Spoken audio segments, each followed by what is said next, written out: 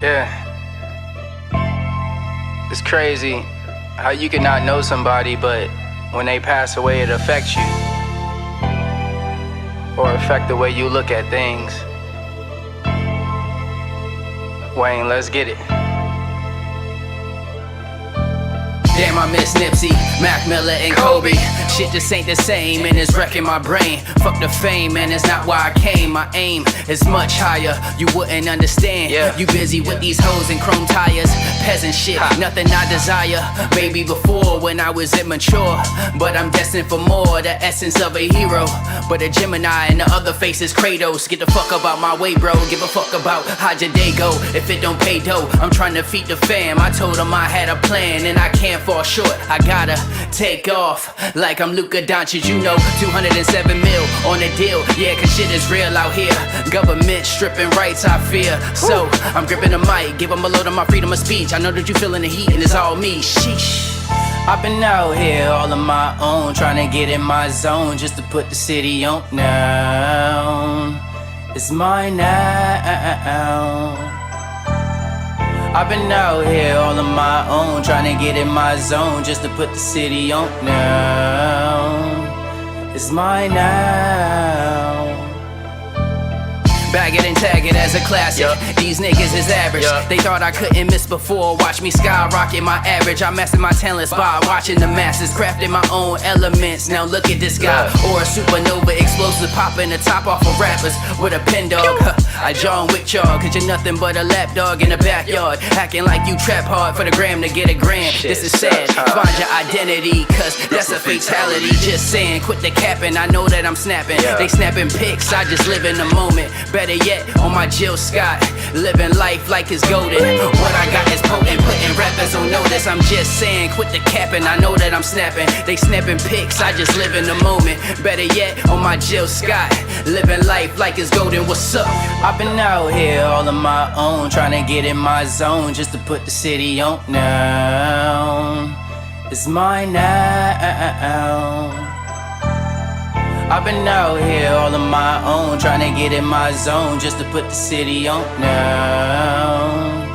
It's mine now. Although solo nights, night was created, infatuated with the art of the rhyme. Telling stories with metaphors really kept me alive. What a beautiful high. You can call me optimist, just don't call it my prime. And I know I've been missing in action. Sorry, I was fighting depression and fear of losing my passion. But look at this magic. Voila. This is crack off the stove like I'm Hove, and I'm selling it in bulk like it just got off the boat. Shout out to the folks who hold me down from Baltimore to Texas. This is power of the blessings. Faith in my heavenly Father, I never second guessed him. That's just out of the question. My brother Paul been killing demons with the word when I tell him that I've been stressing. So I keep them close like a weapon. Not really sure when it's turned in my confessions, but now you know. I've been out here all on my own, trying to get in my zone just to put the city on now. It's mine now. I've been out here all on my own, trying to get in my zone just to put the city on now. It's mine now.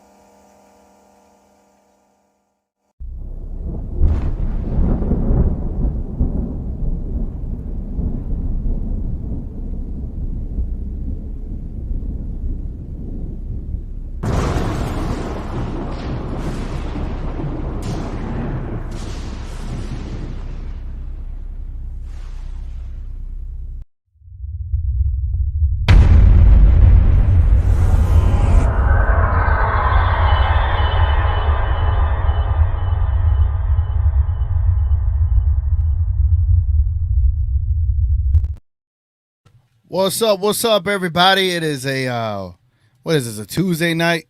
Tuesday night, 7 p.m. We're here for an emergency pod. Oh damn! Hold on. What's the moon? There we go. Emergency pod. I don't even call these podcasts. I call these episodes.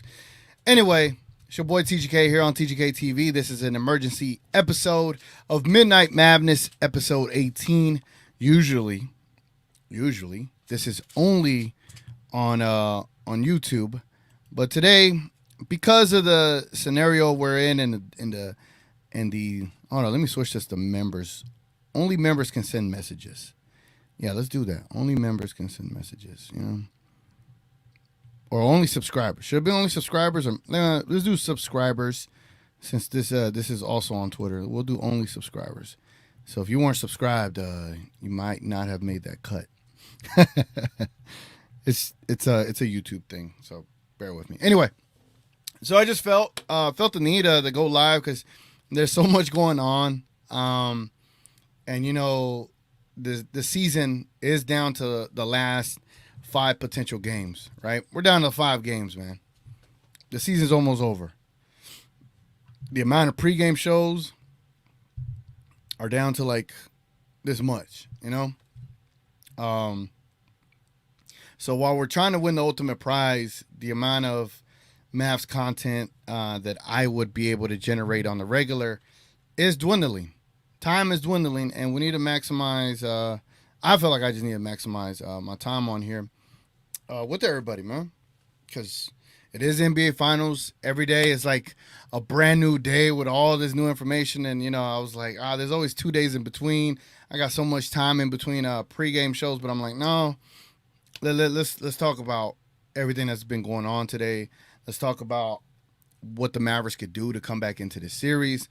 Let's talk about Luka Doncic's latest developments, and let's talk about the elephant in the room, Kristaps Porzingis' latest injury news. So, yeah, man, if y'all don't mind being active in the chat, if y'all don't mind being active with the likes, if y'all don't mind throwing suggestions, y'all can throw videos out there, throw links in the comments that y'all want me to check out. Again, within around 7:35, I'm going to open the show, or maybe a little bit before then, unless I don't get to everything I wanted to talk about. But yeah, man, around 7:35, around 7:40. Why does it feel like I'm a little bit too low?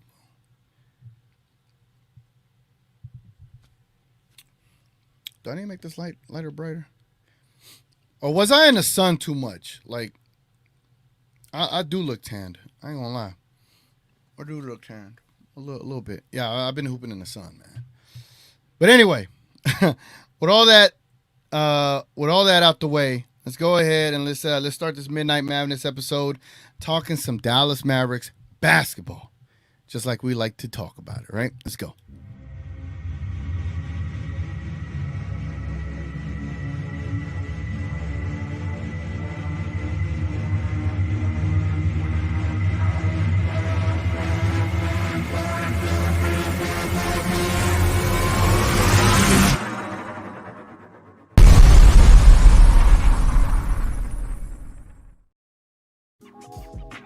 I feel like I'm so far away from the screen. It's because that's probably why.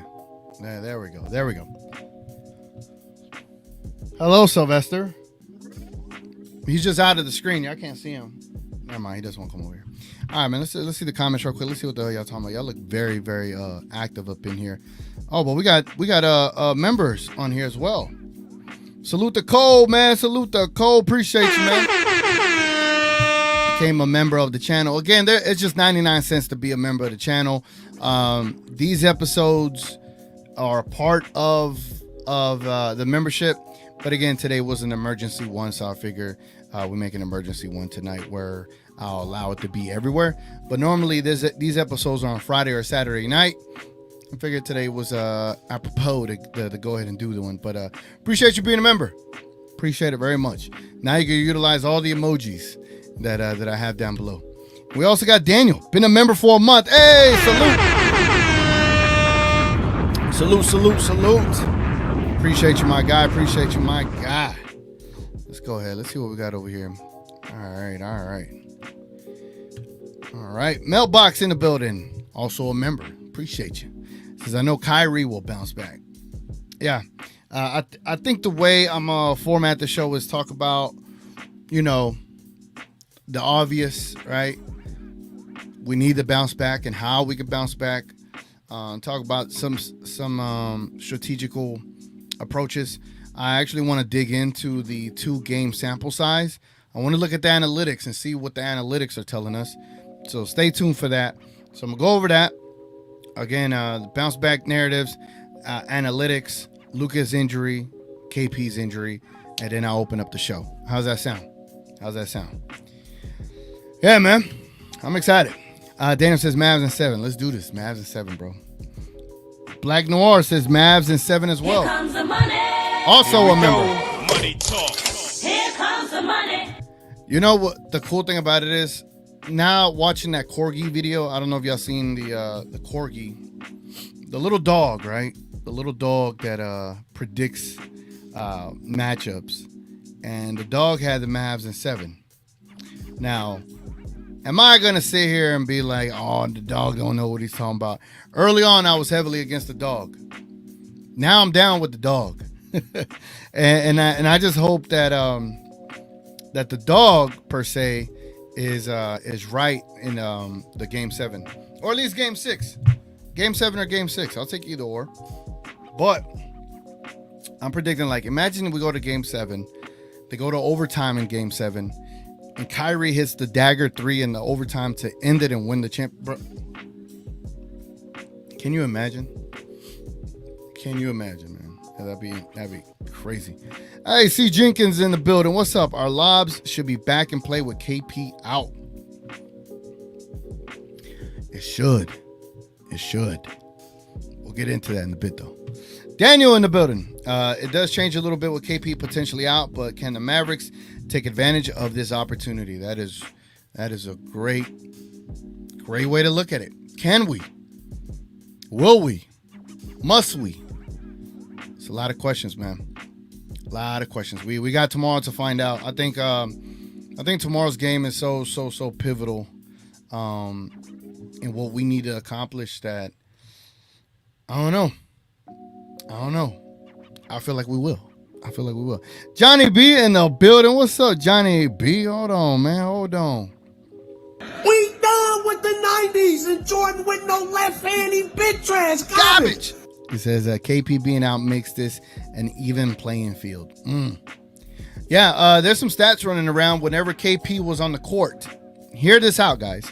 When KP was on the court, they were a plus 25, and without him on the court, they were dead even with the Mavericks. So, but we'll get into the KP stuff here in a bit. Cole says, Boston Globe article yesterday, headline, "At last, Kyrie Irving is finally helping the Celtics pursue an NBA championship. I can't stand this organization. Was indifferent before, now hatred." You know, Cole, how would I put this? Because I'm not trying to talk about the KP stuff yet, but I'll say this. I don't wish injuries on no one. Absolutely nobody. And I feel bad for KP, because I know this man he's just been riddled with injuries, bro, and it's unfortunate for him. But take the human element aside, Boston fans do not deserve this championship. They don't deserve number 18. So I feel like this injury isn't the worst for KP. Thankfully, I don't think it is. But he might just have to sit out enough. And if he does, that gives the Mavericks a window. Even though I felt the Mavericks are going to win tomorrow, it's the biggest must-win game if KP does not play. It's the biggest must-win. But I don't think the Boston fans deserve number 18. No. So do I feel bad for the Boston Celtics fans? Absolutely not. I could give a fuck. Do I feel bad for Kristaps Porzingis? Yes. Now, with that being said, if I could just clear the air. Hold on. Let me clear the air, y'all. Let me clear the air. Camera on me, mic on me, right? Pause. For those that come here for objectivity when it comes to the Dallas Mavericks, I am not said content creator. During the NBA Finals. During the NBA Finals, the series when it comes time to decide who is going to become the champion, me having objectivity is almost slim to none. Even though I try to have objectivity, even though I try to be neutral, I'm not forcing my neutrality or my neutralness. I don't know what the word of phrase is, but I'm not going to act neutral. I'm not going to act objective. I'm not going to be unbiased. I'm going to be extremely biased to my Dallas Mavericks because we're in a championship series, bro. I'm not here to be like, oh, the Celtics is, the Celtics that. They do. Yes, we know who they are. We know who they are. But this is a Mavericks channel. And I'm here to big up my team, talk about my team, and try to be as realistic as possible. Not all the way Homer, but as realistic as possible. But I'm not here to fucking kiss the Boston Celtics ass. So if you're looking, for those before they even get started, if you're looking for objectivity, if you're looking for more, I don't know, different routes of analysis, I do have different routes of analysis, which I'll do depend on stats. But when it comes to like being a Mavs fan, I am a Mavs fan. And I'm going to talk about what the Mavs need to do to beat the Celtics. I'm not looking to kiss the Celtics ass because I hate that fan base. That fan base don't deserve an 18th title. They don't. And that's just me. That's just me. Give it to you raw, give it to you real. Give it to you real, give it to you raw. I don't know. Can't say you're real. It's just something you got to be. You know what I'm saying? And I ain't trying to say I am. I'm going to just be it at the end of the day. Jenkins says, crazy stat is Boston is plus 25. Yep, with KP minutes. And they are even in non-KP minutes. Facts. Let me see. Hey, we got Slice up in here. I ain't seen Slice in a minute.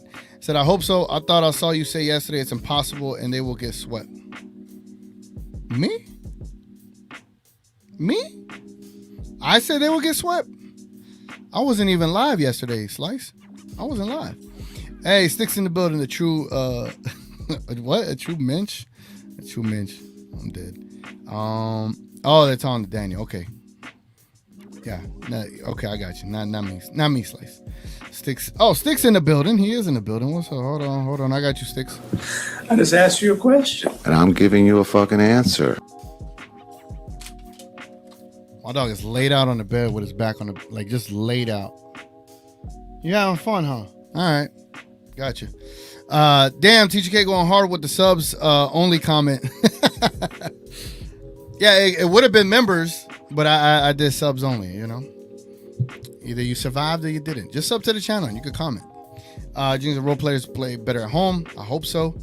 Let's get to a few more of these comments. I hope that the Mavs step up tomorrow and find a way to win. They got to do better at the free throws, threes, and try to get Kyrie going. Yeah, do you sacrifice defense with putting in more shooters like a TSJ or Hardy? That's the biggest question right there. Do you sacrifice defense for more shooting? Nick's in the building. What's up, Nick's? Oh, I got you, Nick's. Mavs will come back with or without Tingus. That's how I felt like today. Hey, we got MVP Luka in the building. Son, where'd you find this? The rebrand. I love it. He says, Golden TGK. Appreciate you, man. Oh, hold on. Damn, we got a super chat over here. Late to it. Hella late to it. My bad, Logan. Logan says, Luka seems like he's in good spirits, even down 0-2. Hey, like it says, if you don't believe, you shouldn't be here. But I how to put it? Like you gotta think of the game from a competitor's perspective, right? You lost 2 games in Boston. They protected the home court. Now you're coming back home, and this is where you need to, you know, plant your flag down. Like, no, we're protecting home court as well. So as a competitor, I think the Mavericks are trending in the right direction, even without looking at analytics and all that good stuff. I think they're trending in the right direction. The first game, they got blown out. Second game, they played a lot better without Kyrie still. And they barely lost due to bogus calls and lane violations and all this stuff. We already knew it was coming. Now they're coming home. And hopefully they get some home cooking and get the going, man. Get the going. It's bronze, TGK. Get it right. MVP. You know, see, this is the thing about the comments. I just don't know exactly where I left off. Jared in the building, ready for tomorrow. Being home will make a huge difference, especially for Kyrie. Facts. Oh, bronze. I get what you're saying now. I get it. Yes, I understand now. TGK been spraying bronzer on today. Don't believe the playing ball in the sun BS. Man, you saw that video I posted. You already know. Don't act like you didn't see the video I posted. TGK, the dog made the first 2 shots for the Celtics too. Yep. Dog made the first 2 for the Celtics, the next 3 for the Mavs. Game 6 for the Celtics. And then basically missed the 7th one because it rimmed out. And then he made the 7th one for the Mavs. So we gonna see, man. My Mavs in 6 is on life support right now, but I need to see the Mavs team play more consistent, and maybe at home they will be. Yeah, I think so too. And my bad, bro. My bad. Acknowledge me. I felt like that was Noah's thing. My fault. Oh, I guess I named it incorrectly. My bad, Daniel. Daniel. I need to get you that sound effect. KP injury could be just mind games too. That could be that. We done with the objectivity. Hold on. We done with the objectivity. Homer TGK. Yeah, man. It's the finals, bro. When it's the finals, who gives a goddamn? Who cares, bro? I'm not here to kiss the goddamn Celtics ass. I'm not here to try to appeal to mass NBA fans. Like, no. I'm a Mavericks fan, bro. I'm very biased when it comes to the Mavs, but honesty comes first. Just can't just lie. I agree as well. I'm not going to be up here and saying like Kyrie has been playing amazing. You know, I'm not going to say those things, but I'm not going to just like not believe in my team, right? I'm not going to be like they can't correct these things. You know, I'm not going to be like they can't compete with these guys just because they have 5, 6 all-stars over there, quote unquote, right? I'm not going to believe in that. I believe Luka is on that tier of the greatest equalizer, as I always call him, and I just feel like he's going to step up. Kyrie's going to get back into form. The defense is going to be what it is. And then we'll see. We'll see after game 3. Game 3 will tell us a lot. And if I'm wrong, I eat crow. I'll come on here and eat crow. Hey, I was wrong. Okay. You know, get your little clap on, you know what I'm saying, Boston. But I don't really, I'm not here to be friendly in the finals. Not at all. Kate Choice in the building. I hear everyone saying Kyrie gonna come back, but this playoffs he has been mid for most games. I agree, but we need him the most right now. And what I'll say is that the Mavericks team, this is where they need us. Being down 0-2, coming home, this is where the team needs the fans support 100%, right? And regardless if Kyrie's been bad, we're going to go down with the ship, man. And if Kyrie comes back to form, then we're good. And if he keeps playing bad, we already know how it's going to end. But I am going to believe in the team until I cannot believe no more. And that's that, man. That's that. The damn Daniel skit would be fire. All right, bet. I'm going to see if I can find it. DV in the building. Let me see what DV got to say. I got to play his long sound effect.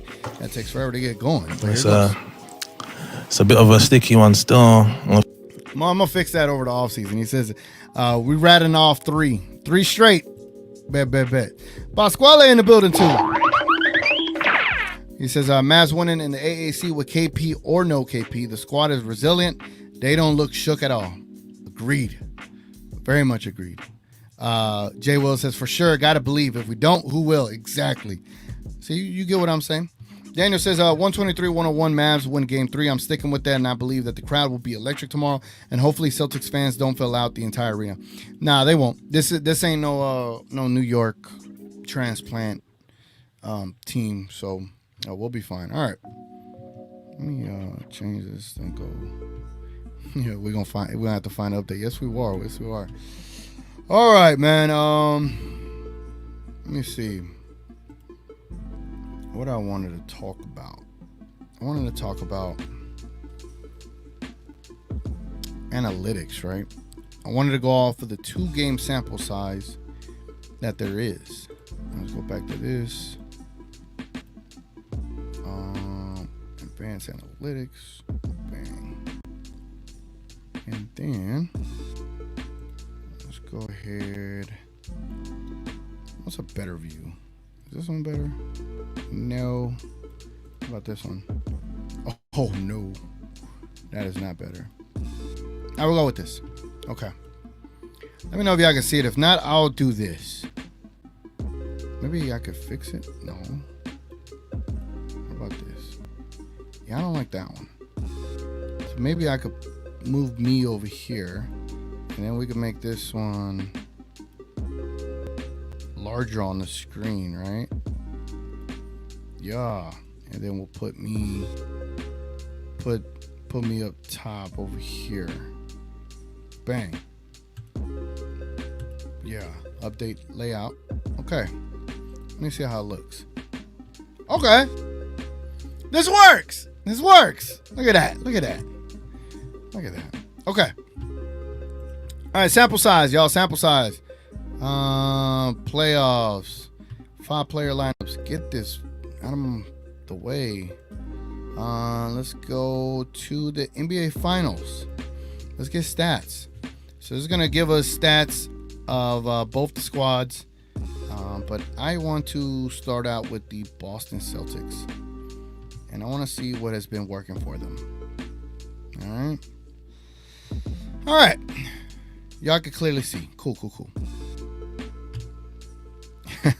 See what the play-by-play layout update. Yeah, man.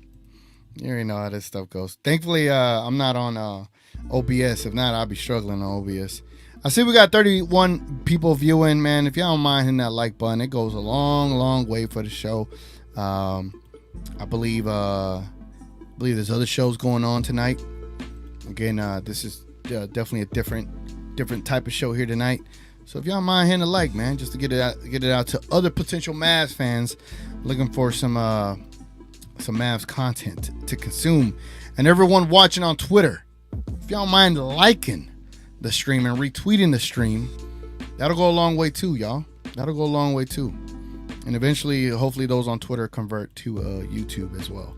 Because the chat on YouTube, if you're on Twitter and you're watching this, y'all kind of missing out on the chat in YouTube. Y'all come check out the chat on YouTube, man. It's kind of wild. All right. This is the Boston Celtics 5-man lineups. All right. So the starting lineup currently, Horford, Holiday, Brown, Tatum, and White.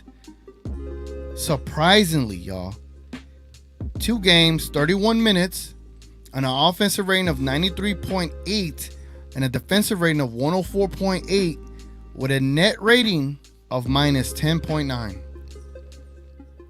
10.9. Their assist percentage on all their points is 90%. That is an amazing percentage. But yeah, look at, they're a minus 10. The starting lineup's a minus 10.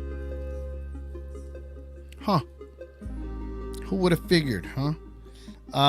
This other lineup with KP in it. Holiday, Porzingis, Brown, Tatum, White, 14 minutes. An offensive rating of 132 and a defensive rating of 92. That's pretty damn elite.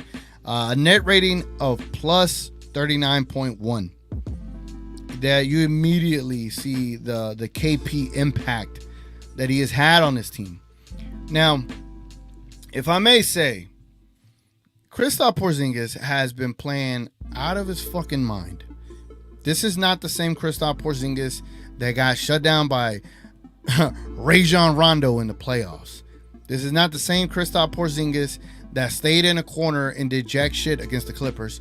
This is not the Kristaps Porzingis that quit on the team due to ego issues, right? This is a completely different Kristaps Porzingis. We've never seen this version of Kristaps Porzingis here. Maybe for a short stint in the first playoff series against the Clippers, just due to great efficiency. But no, we never seen this Kristaps Porzingis. So I was extremely surprised with how well and efficient he was. But also, I knew game one was one of those coming out parties, was one of those moments. Even though I didn't think he was going to do much, nobody, including myself, including y'all, expected him to have a moment like that in the finals. Which, hey, bravo, congratulations. I said it right then and there. This will never happen again. He's never going to do that again in the finals. That kind of dominance and that kind of performance will never happen again. And since then, he's been a good player on the court, but he hasn't been as dominant like that. But he's been his biggest attribute against us right now is blocking, contesting the rim.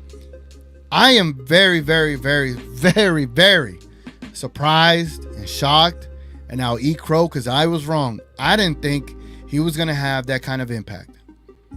Oh, where's TGK's objectivity? My real name's Mario, by the way. Here we go, looking at us. TGK, right?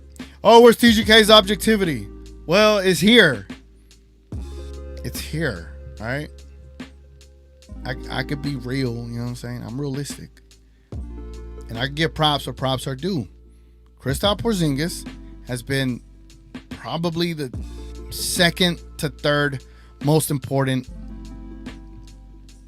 Boston Celtics. You know what? Let's do another poll. Let's rank the Boston Celtics players. So will the Mavs bounce back? 79% of y'all say yes, they will. 12% of y'all said the basketball god said so, and 9% says depends on KP. Let me get into that one. All right, real quick. Out of 4 Boston Celtics, can y'all name 4 of the most important ones on the team? In the comments, real quick, if y'all don't mind. Most important Boston Celtic player. So I know. Oh, it's a team game, you know, blah, blah, blah. No, they got players, bro. They got players. Can we at least agree that Tatum is not top 4 on the Celtics? If y'all willing to agree on that, then this is gonna be a fun poll. I'm gonna say Brown, KP, Drew, and White. Those are like the top 4 to me. Because Tatum, he's shooting like crap. Yes, he's getting assists.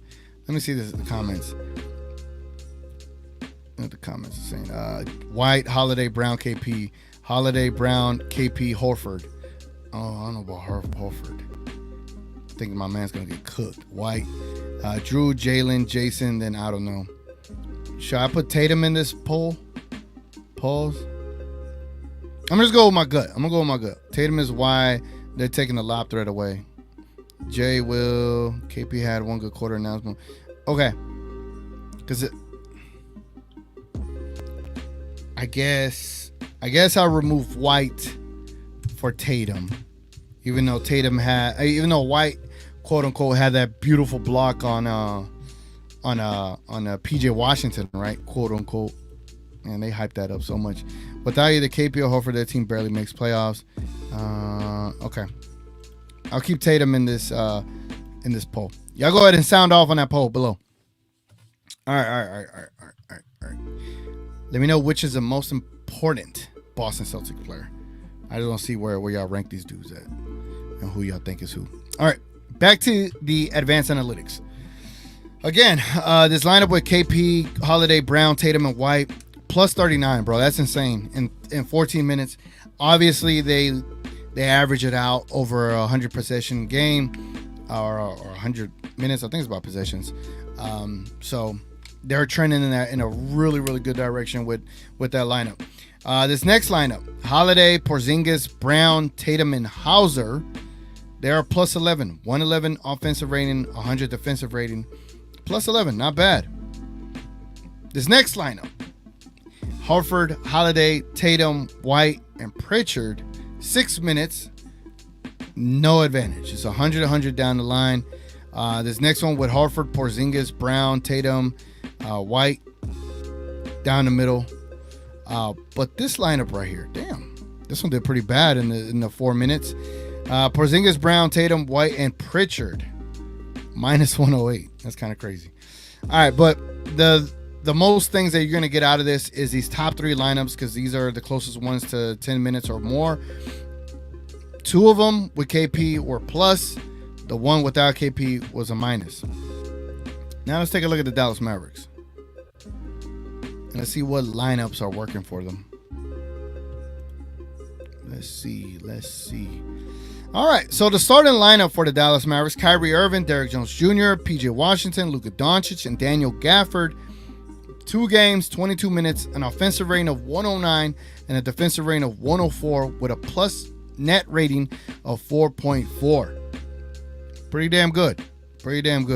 Considering that Kyrie's been playing the way he's been playing, considering Derrick Jones hasn't been hitting shots like that, considering Gafford has been almost unplayable in the first game. Second game he did a lot. That is pretty positive to see. The next lineup, which is unfortunate. This is with Lively in there with the starters. 2 games, 12 minutes, an offensive rating of 111, a defensive rating of 129.6, a minus 18.1. That's tough. You know, that's tough. I wonder where my friend on Twitter is at that talks about only giving Gafford 6 minutes is at. I wonder how he feels about this, you know. I always wonder. The next lineup that is closest to 10 minutes, Kyrie, Derrick Jones Jr., Maxi Kleber, PJ Washington, and Luka Doncic. Surprisingly, this lineup is a plus 17.6, an offensive rating of 100, and a defensive rating of 82.4. Excuse me. The next one with only 5 minutes, so don't take too much into account of this one, but I don't mind this lineup. I don't at all. 5 minutes, an offensive rating of 127.3, a defensive rating of 111, a net rating of 16.2. I think Exum probably is a better shooter than Derrick Jones Jr. Exum can run the offense. And if you remember, when Exum was on a heater, starting with Luka and Kyrie was out, do y'all remember this when I was talking about Exum needs to start with Luka and Kyrie? And then within those 3 guys, you just kind of like, what's the word? Not cascade. It's it's the word. It's the word whenever like you take one out, but you still keep 2 in at all times. I forget. Stagger. Yes, there we go. Stagger them. But I like this lineup right here. Let me scroll it up right here. Again, Luka, Exum, Kyrie, Daniel Gafford, PJ Washington. I like this lineup for many reasons. You get 3 ball handlers. You get 3, y'all. 3. And I think if you could start this lineup, leave them in there for the first 7 to 8 minutes, and then stagger them around, but always leave 2 of them in the game. 2 of them must always stay in the game. You don't want to stretch this team thin of ball handlers on the court. Yes, I would love to see Jaden Hardy play more as well, but at least always keep 2 ball handlers in the game. Like if you're gonna go sit Kyrie and Exum, at least bring in Jaden Hardy and Derrick Jones Jr. Something to that notion. But I think I love the idea of this lineup right here. So just keep that in mind. Let me know what y'all think about that lineup. All right, so that was that. So the Mavericks have a bad lineup, starting 5 with Lively at minus 18. Everyone else has been in the positive. Besides these, any lineups with less than 10 minutes is kind of hard to really get a decent gauge on for the most part. So, damn, I'm already at 7:35. Jesus Christ, man. It's part of doing content. You know, you just run out of time. Let me see. TJ busting out the kitchen sink stats. Nah, not here. Oh, we got Master Fame in the building. What's up, Master Fame? If I could find you. Sound effect. There it goes. Because shit's going good, right? So write some positive shit. He said Drew is the heart of the team. Imagine Tatum as a number 3 on his team. Imagine Luka as a number 3 on his team. Imagine. He said, "What's go? What's good? Let's go, Mavs and 6, yes sir." Tingus, because he's a ton can. Mavs will bounce back. Oh, you meant tin can? Yes, definitely is a tin can. K Choice says, "Need more info on the Pingus injury. Is going to tell more." I got you. I got more information for you. This team is deep enough to withstand a bad Luka or Kai game. These games have been close. Close outside of the first quarter, game 1. We just need our centers to score 20. Very doable. Yep. Totally agree. Facts. Boston doesn't have enough fans in Dallas. Yeah. No, they want to move down here anyway. What is it? We're gonna have to. Yeah, my fault. I already read that. Gina Kim in the building. What's up, Gina? Hold on. Daddy, chill. I knew at some point KP would get hurt again. I think he'll play game 3, so we have to attack him. But if he doesn't play, which he shouldn't, because if the type of injury it is, then get in the paint. Agreed. You have to attack him if he does play. Hey, TGK, don't get it twisted. It's still Mavs and 6. And we about to run off 4 in a row, huh? These lineups are kind of pointless. Small sample sets. It doesn't show what lineup went against them. And offensively, we've been trash, so it skews everything. Yeah, I know. But you got some kind of information to look at, right?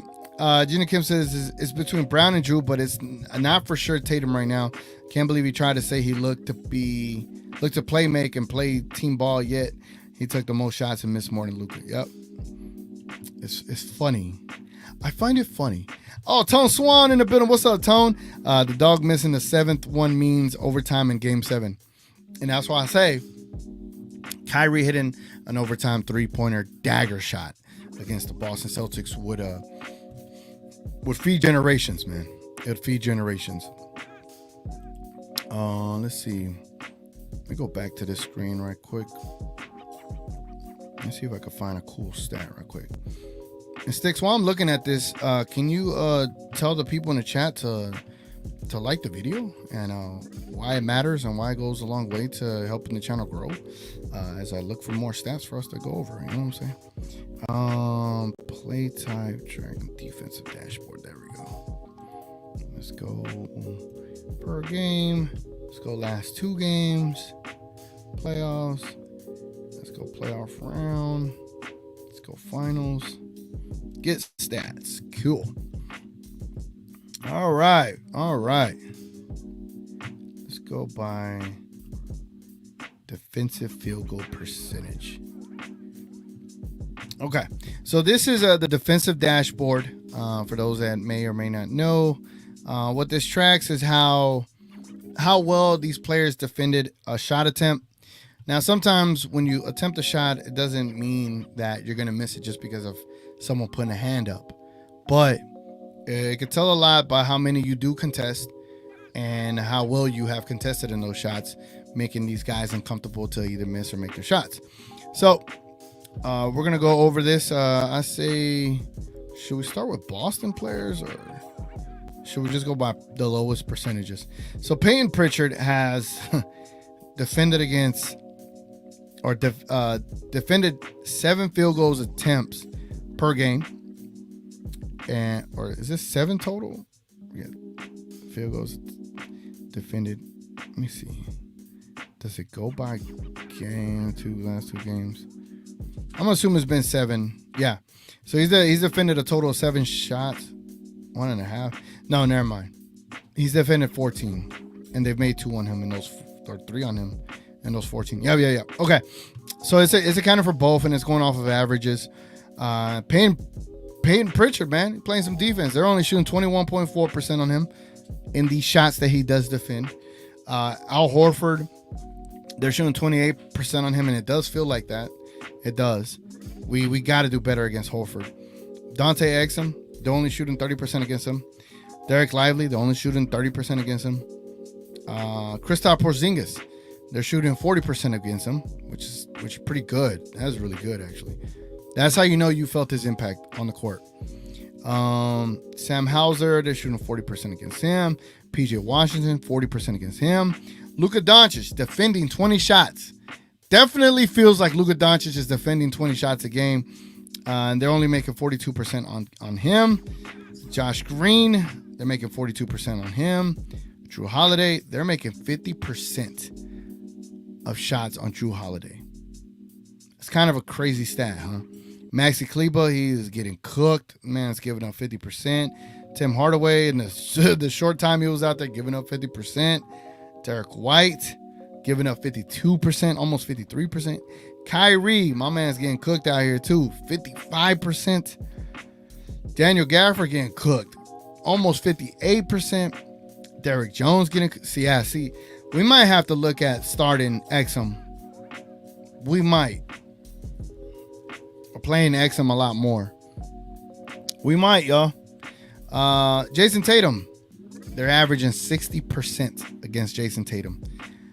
Say it ain't so. Jaylen Brown, they're averaging 63% against Jaylen Brown. These are wild numbers, man.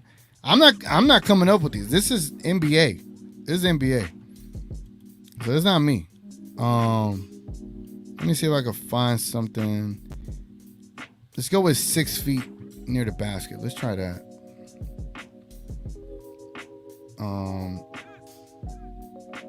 Let's see if there's an outlier. No, not really. Line out dashboard. Let's go with advanced leaders. No, clutch hustle leaders. General. Let's go with general. I think general, then open it up to advanced. Yeah, there we go. Scoring uses. Go advanced. Giving y'all the play-by-play by this, man. You know what I'm saying? All right. Last 2 games. Let's go off of the finals. I'm about to open up the show. So if y'all are ready to come up on this show, definitely be ready, yo. All right. So this is advanced stats for the players when they are on the court. So we look at net ratings. Damn, Dwight Powell killing it. I don't like that one. Let's go with go offensive rating. Yeah, why is Dwight Powell up here? Let's look at Kristaps Porzingis. So when Kristaps Porzingis is in there, he has an offensive rating of 118.4 and a defensive rating of 90.7. His net rating is 27.7. That's insane. Dante Exum has a really good net rating when he's in there, surprisingly, in those 7 minutes. Drew Holiday has a good net rating. Jason Tatum does have a good net rating. Daniel Gafford, minus 13. Kyrie Irving, minus 14. PJ Washington, minus 6. Derrick Jones Jr., minus 11. Luka Doncic, minus 7.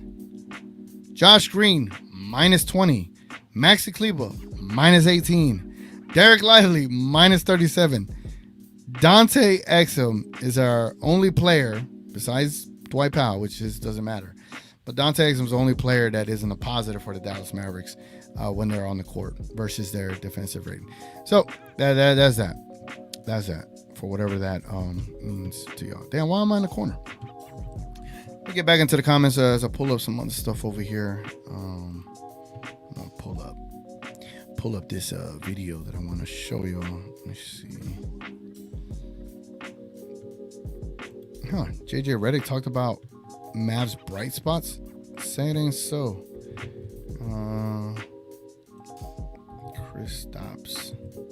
Kristaps Porzingis. I'll show y'all this video if I could find it.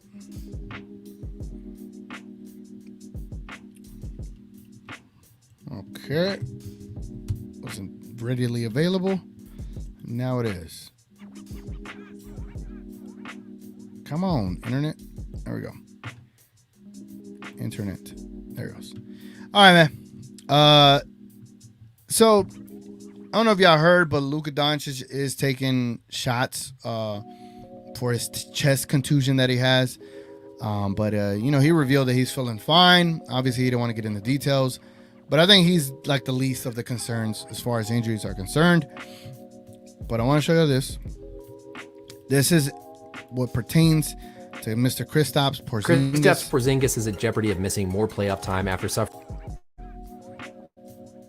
Brian, I didn't even press play. Why are you immediately talking, bro? Let me see here. I'm hearing KP needs surgery, and him being listed day to day is just a smokescreen. Oh, yeah. I pulled up like a Google search on like what that injury entails, and I just don't know how his injury is day to day. But let's before we get into like that whole conversation, let's check out this video right quick, and then we'll deep dive into it. See, so Brian here. I don't know if y'all know who he is, but he breaks down a lot of sports injuries. So let's see what he breaks down. Suffering a seriously rare and unusual injury to his left ankle. And in this video, we're going to talk about that, plus what could be going on with these pain-killing injections that Luka Doncic is receiving. Welcome back, everybody. I'm Dr. Brian Suter, and my goal in this channel is to help teach you about the medical side of the sports world. We got some really shocking news about Porzingis suffering this injury to his left ankle. I know he's listed day to day. I forgot. But we'll talk about what the implications could be and what this injury is. Oh, no, I forgot. I got to be careful with what I show on here because, you know, they'll like to demonetize everything I do. So bear with me, y'all. Bear with me. Let me go ahead and adjust this. Okay. So he's about to read off when this happened. So let's look at the release. Torn medial retinaculum, allowing dislocation of the posterior tibialis tendon in his left leg at 3 minutes 27 seconds of the third quarter. So torn, that's pretty understandable. There was a tear in the structure. Medial is the anatomical term for on the inside. Retinaculum is the little seatbelt or ligament that goes over the tendons, which then allowed dislocation, a word we all understand, of the posterior tibialis tendon, which goes down the inside of the ankle at 3:27. This was the play that occurred at 3 minutes and 27 seconds left in the third quarter. And here we could see Porzingis going up to try and get this rebound, and I want you to focus on his left ankle. So in this position, the medial side of the ankle is going to be right here. The lateral is going to be over here. Whenever Porzingis goes in to make this move here, we see there's a little bit of contact from the Mavericks player that pushed. By the way, who wants to be on the show? If y'all want to be on the show, DM me and I'll send you the link. Check me on Twitter. DM me that you want to be on the show and I'll send you the link because that way I know you want to be on the show. Anyway, back to the video. Pushes his left leg inward a little bit, and we see this ever so slight E version of his ankle. So look at how his ankle goes from being nice and straight to then a little bit bowed inward, where that medial malleolus, that inner part of the ankle, is going to go that way. So we click through right there, that little subtle E version with his foot still pointed off in this direction. Look at how awkwardly contorted his body is. His thigh is going this direction, his foot, his tibia is going off that direction. That's going to put stress on that medial inner part of the ankle, and that would fit very well with when this injury occurred based on what we know. On the subsequent play down the court, we saw Porzingis trying to go out and play defense, and as he lunges here, he lands there on his right, and as that whole play continues, he comes up and then doesn't want to land or put any weight on that left foot, signifying again, there was an injury, he had pain and didn't want to put pressure on that left foot. This structure highlighted in blue is the medial retinaculum, and we're going to talk about its importance, the anatomy, and how long Porzingis could be out in a minute. But first, I want to give a quick shout out to the sponsor of this video. Does anyone know how to say medial retinaculum? Medial retinaculum. All right, let's get back to not the sponsor. So looking at our biodigital anatomy tool here, if we turn and look straight on at the ankle, of course, this is going to be the medial inside, this is going to be the lateral outside. We see the fibula, which is the bone on the outer part of the ankle with those lateral ankle ligaments involved in a sprain. But then if we turn and look at the inside of the ankle, we get to this region that we call the tarsal tunnel. Tarsus is the ankle, and tunnel, it's that tunnel, that pathway going down through this inner part of the ankle. The structure all the way on the outside here is called the medial retinaculum. Think of it like a thin layer of connective tissue that kind of acts like a seatbelt or a restraint to keep the underlying structures in their proper position as they make their course from the upper leg down through that tarsal tunnel and out to the foot. So the posterior tibialis tendon is one of 3 tendons that runs through that tarsal tunnel on that inside part of the ankle. The posterior tibialis muscle originates much higher up in the backside of the leg, so it could almost, if you have a muscle tear, kind of mimic like a calf or a soleus injury. But it then has this really, really long tendon highlighted here in blue that wraps around this retromalleolar groove through the inside of that medial malleolus, all the way down and inserts onto the mid portion of the foot. Its function is going to be to help impart plantar flexion. All right, has he lost anybody? Has he lost anybody in the chat? Has he lost y'all? As y'all can see, he's very detailed with how an injury can affect all the way down in the foot and make it become dislocated. So let's keep going. Flex the foot, but then also to invert or point the ankle inward. The other structures, there's two other tendons that run through this area. There's the flexor digitorum longus that goes down underneath the bottom of the foot and then ultimately goes out to curl or flex the toes downward. And then the structure on the farthest backside is going to be the flexor hallucis longus, which runs down the underside of the foot and then ultimately goes onto the bottom of the big toe to flex your big toe. So the other reason we call this structure, this retinaculum, the flexor retinaculum, is because all of these tendons that course through that area impart flex or curl the foot or toes downward. So we've got structures running through this tarsal tunnel. They need to stay in that place. Part of it is because of just the bony anatomy of this groove. I'm learning just as much as y'all are. This is like fascinating and brand new to me, but let's keep going. Behind the bottom part of the tibia. But then this flexor retinaculum keeps everything nice and snugged up tight in that location. If this flexor retinaculum tears or you get a significant enough injury that causes a fracture where a piece of the bone pops off, those tendons, specifically that posterior tibialis tendon, can then dislocate out of that groove and pop on the forward side of that medial malleolus, excuse me. So if we look kind of top down, we've got the inside of the foot here, that tendon sitting on the back side of that medial malleolus. When that retinaculum tears, the tendon can dislocate and pop out forward.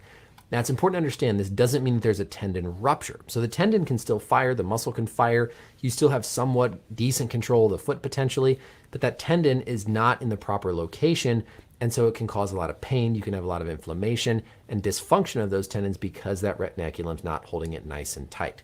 So if we go back now and we look at the play where all of this occurred, it makes sense with how that structure was torn. On this free throw, again, we're looking at the medial inside part of Porzingis' left leg. Those structures on the inner part are going to be nice and taut, but whenever you evert the ankle so you get a stretch right there, you pull that retinaculum and that posterior tibialis muscle tendon as he's trying to fire it to stabilize his foot and ankle to push off and then curl in down towards the lane, gets contracted, that retinaculum tears, that tendon snaps over the medial malleolus and dislocates. But you can see, like, he can still run up and down the court. You can still function with this. It's just going to hurt. Now, the thing that most of you want to know watching this probably is he going to play? I suspect he's going to play. He's going to try to play because, again, this isn't like a ruptured tendon. It's not like there's no function of the foot. Oftentimes, in fact, these injuries are so rare that we don't even appreciate them right away, and we just think somebody sprained the interdeltoid ligament of their ankle. So they might rehab, they might be trying to get back to their sport, and then we do an MRI or we look under surgery and we see that tendon has actually dislocated. So this is a very rare injury, oftentimes because we don't appreciate and find it right away. So yes, he can run, he can walk, he can still probably function at a somewhat decent level despite having that retinaculum tear. Now, I will say a vast majority of these cases that are out there go on to have surgery because no matter how conservatively you treat it, you aren't able to adequately get that tendon to stay in that spot behind the bone of the medial part of the ankle. That retinaculum can have a hard time scarring and healing over. So most of the time, these go on to have surgery. But that doesn't mean you have to do surgery right away. I think it is very reasonable to have a good discussion of the risks and benefits and allow Porzingis to try and play, to try and function with the thought that he very likely is going to have a surgery after the season. So I don't think this rules him out for the playoffs. I think it's going to be very hard for him to play effectively. He's going to have a hard time pushing off. He's going to have a hard time with control of that ankle. There's going to be a lot of pain from that tendon, probably dislocating again, maybe repetitively. It might still be dislocated, not in that retromalleolar groove. So he's going to have pain. He's going to have impaired function. But again, it doesn't necessarily cross that threshold of having an unstable ankle, a fracture, a ruptured tendon where you absolutely must sit down. But I don't think he's going to be very effective. I think he's going to have a hard time. I think he's going to struggle. And I would not be surprised at all if he ends up having to have surgery after the finals are over. The last thing to touch on here quickly in this video is, of course, there's been a lot of talk about Luka. He received these pain-killing injections before game 2 to kind of numb this area from a thoracic contusion. Probably going to have another injection before game 3. My thought with this is that he probably has some type of a rib costochondral cartilage, some type of a rib injury, either in the ribs themselves or where the ribs join up with the sternum and the rest of the chest, causing pain. A very reasonable thing to try doing a numbing injection to try and block some of those nerves, block some of the pain. The big risk with this, though, is the potential risk for collapsing the lung. We saw this happen with Tyrod Taylor in the NFL. And so this is a known risk of doing these anesthetic injections or pain injections around the chest because of how close you are to the rib. Hopefully it's being done with some sort of image guidance to make sure you're staying away from the lung.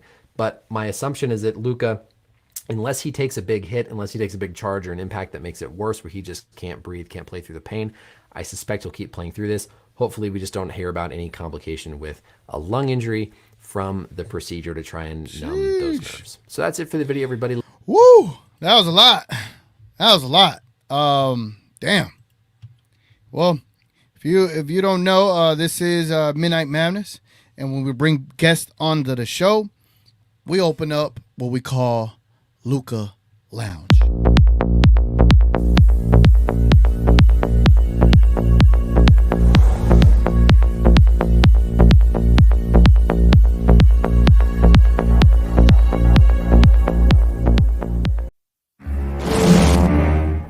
I didn't do fucking shit. I didn't rig shit.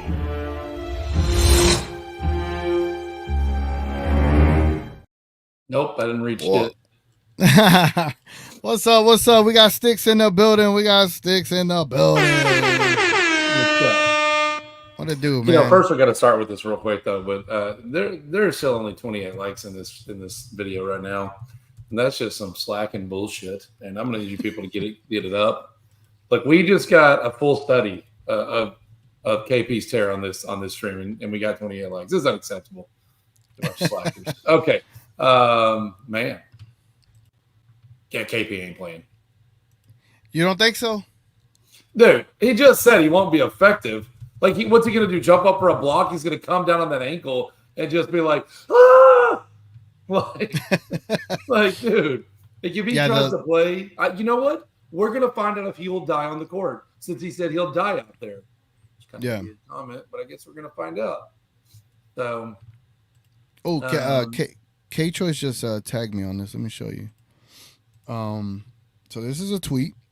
It says, in my opinion, there are 3 likely scenarios for KP regarding his new left leg injury: allowing him to play limited minutes, sit in game 3, outcome of returning depends on results of game 3, or shut him down indefinitely. He needs surgery regardless of the outcome. He is at an increased risk for further plus possible new injury of the left ankle. He is also at an increased risk of re-injury to the right calf. Damn. Yeah, because he'll compensate. He'll want to lean, and if he's already having calf injuries, that other calf, and he leans on it, he's just going to stress that. Yep. I'm sorry, but like even Luka, now when you hear what he just said, about the thoracic, like everybody's like, oh, he's getting blown by. You know what? You go take a 6'8", 9", 250-pound dude charging into you with his elbows into your chest, which could possibly collapse your lung. And let me see what you would be doing right now. Your ass would be on your bed, crying like a little pussy, drugging up on Oxy, going, oh, I can't breathe. And Luka's out here, and you're talking about him getting blown by. Like, this is what's wrong with, like, people. Like, the dude's injured. KP's injured. If you can play, these guys are risking permanent, life-altering injuries. Yep. And they're in their 20s. They will pay for this the rest of their lives. These aren't little guys. These guys put so much stress on their lower extremities, and you're sitting here talking, oh, their injuries are fake. This is you know what? Yeah, a thoracic contusion is really crazy, man. It is crazy. We got Pasquale back in the building. What's up, Pasquale? How you doing, bro? Pasquale, I didn't know he got on. Yeah. Pasquale, you here? Cut out at the wrong time. Hey, what's up, Pasquale? Yeah, they cut out at the wrong time. Sorry. First of all, thank you, TGK, for organizing everything the other night. Second of all, thank you, Sticks, for hooking up me with the ride. But yeah, watching that video, I think I told you earlier, TGK, I had I had 2 interior tendon sprains when I was working at my job over the Christmas peak season. And I got to tell you, dude, like I was walking around, you could hear him creak. Like my wife was like, "What is that sound?" And I was like, "That's my tendons. Like, what is going on?" I was kind of worried. I had to go to the hospital and get them all checked out and everything.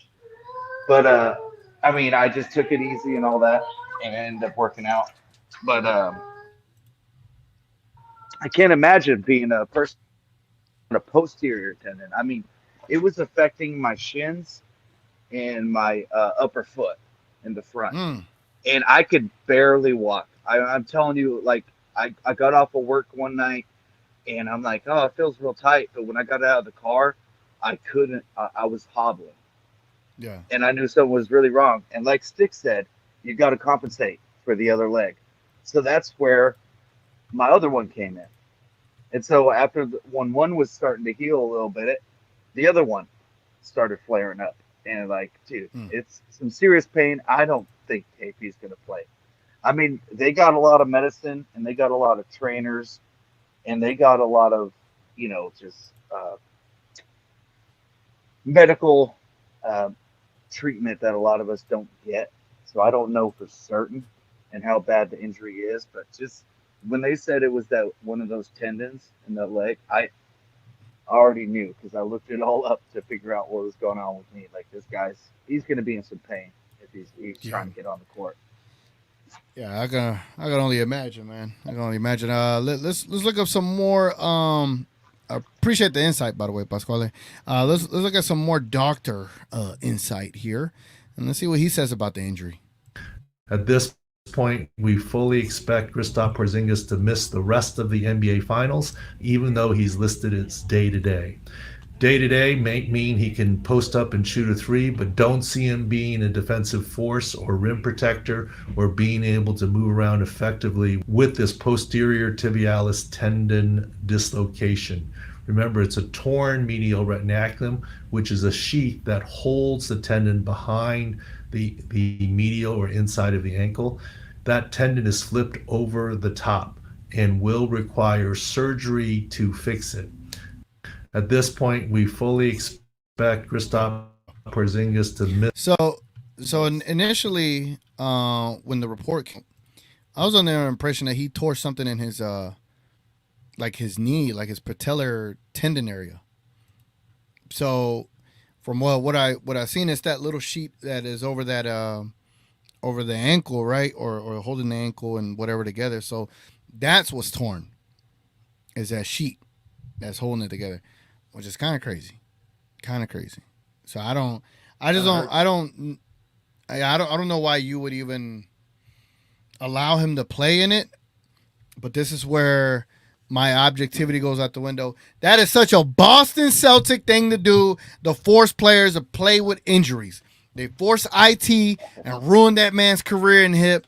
They forced Robert Williams when he had a meniscus tear and rushed him back within a few weeks. Man, it took me like 6 to 8 months to be decent at with my meniscus tear. They forced that man in 4 weeks back in the playoffs and then traded his ass. This is a Boston Celtic thing to force this man to play. I feel like they rushed him back with the calf stuff because someone told me I'm an idiot because I was like, Boston deserves this, right? This is what they do for rushing people back. Like, well, it's unrelated to the other leg. You do know when the other leg is hurt, you, like Stick said, I've been saying this as well, you do tend to it's a mental thing. You tend to overcompensate on the other one because of the lack of confidence you have in your limbs, which is going to lead to things, right? I'm not saying this is what led to it, as you saw in the video. He was just trying to box out, and but here's the thing: if he felt good on his right calf, he probably would have pushed more with his right, but he tried to push with his left, and they put the pressure on him, and that's why it bent, and he didn't have the strength on his right to force it up like he should have been able to, because he's compensating. So that's what happens. Yep. Right. And Joe says Robert Williams still isn't right. Yep, he still isn't, man. They ruined that man's career. He was gonna be an amazing center, not like a starting amazing center, but like just a great center. Probably get you like 10-10 type of stats, and they ruined that man's career. Go ahead, Pasquale. Yeah, and just looking up that those type of injuries. When I had the strain, they said, well, that's the beginning stage of you popping that thing. Yep. They don't you don't want to put extra pressure that you don't need to on it. That's why I started taking it easy. And at my job, I was asking for different stuff where I wasn't having to move around as much on those legs. That helped me kind of recover. Icing it every night, and I'm telling you, like that was my greatest fear is I was going to further injure that, and that would require surgery. That would absolutely require surgery. And that player, I mean, that's his legs is his moneymaker. I mean, he's not. Yep. They don't want to risk that. I mean, it's a bad spot to be in. I think you're right. I think they pushed him back too fast. That this was already a lingering thing, and it was like strain. It wasn't quite dislocation or anything yet, but now it's upgraded. Yep. And Micah Doncic just followed me not too long ago. What's up, Micah Doncic? I see you. Can't win in 6 or 7 without losing 2. Great point. Daniel says KP really trying to end his career if he plays tomorrow. You know what's funny? Well, it's not funny. None of this is funny for KP. Let me remake myself clear. I actually feel bad for KP. This man has been injured. I know when we got him the first time, I was so excited to have him, and then he just can never be on the court. Either it might be like just as much a Boston thing is for Kyrie. Maybe Dallas is a thing for KP. I don't know, but it's unfortunate. It's unfortunate he's hurt. But this does present an opportunity for the Mavericks. You gotta take full advantage of this. You do, but he still might not play in Dallas since the trade. That's crazy. You know what? That's also why Lively needs to put weight on too, because you see this with all these tall guys that stay real skinny. They don't last. They get broken. Same with Chet. Chet's going to break like this. You're too lanky to take these beatings. It just doesn't work. I mean, everybody that's been tall and skinny has had problems. They don't survive. So Lively is going to have similar issues if you don't put 20 pounds on or so to be able to take these beatings. That's why like everybody gets after Luka for having the weight on. You know what? All those falls he takes, that beating, that little bit of extra cushion, he probably enjoys when he hits that ground. So, I'm just saying, like, it doesn't hurt to be a little bit bigger sometimes. Hey, Sticks, do you have any wrist injuries, as Joe alluding to? No, I don't have any wrist injuries. Thanks for bringing that one up. Okay. Joe over here talking about Pasquale's too nice to make fun of, so he needs more people on the panel to insult.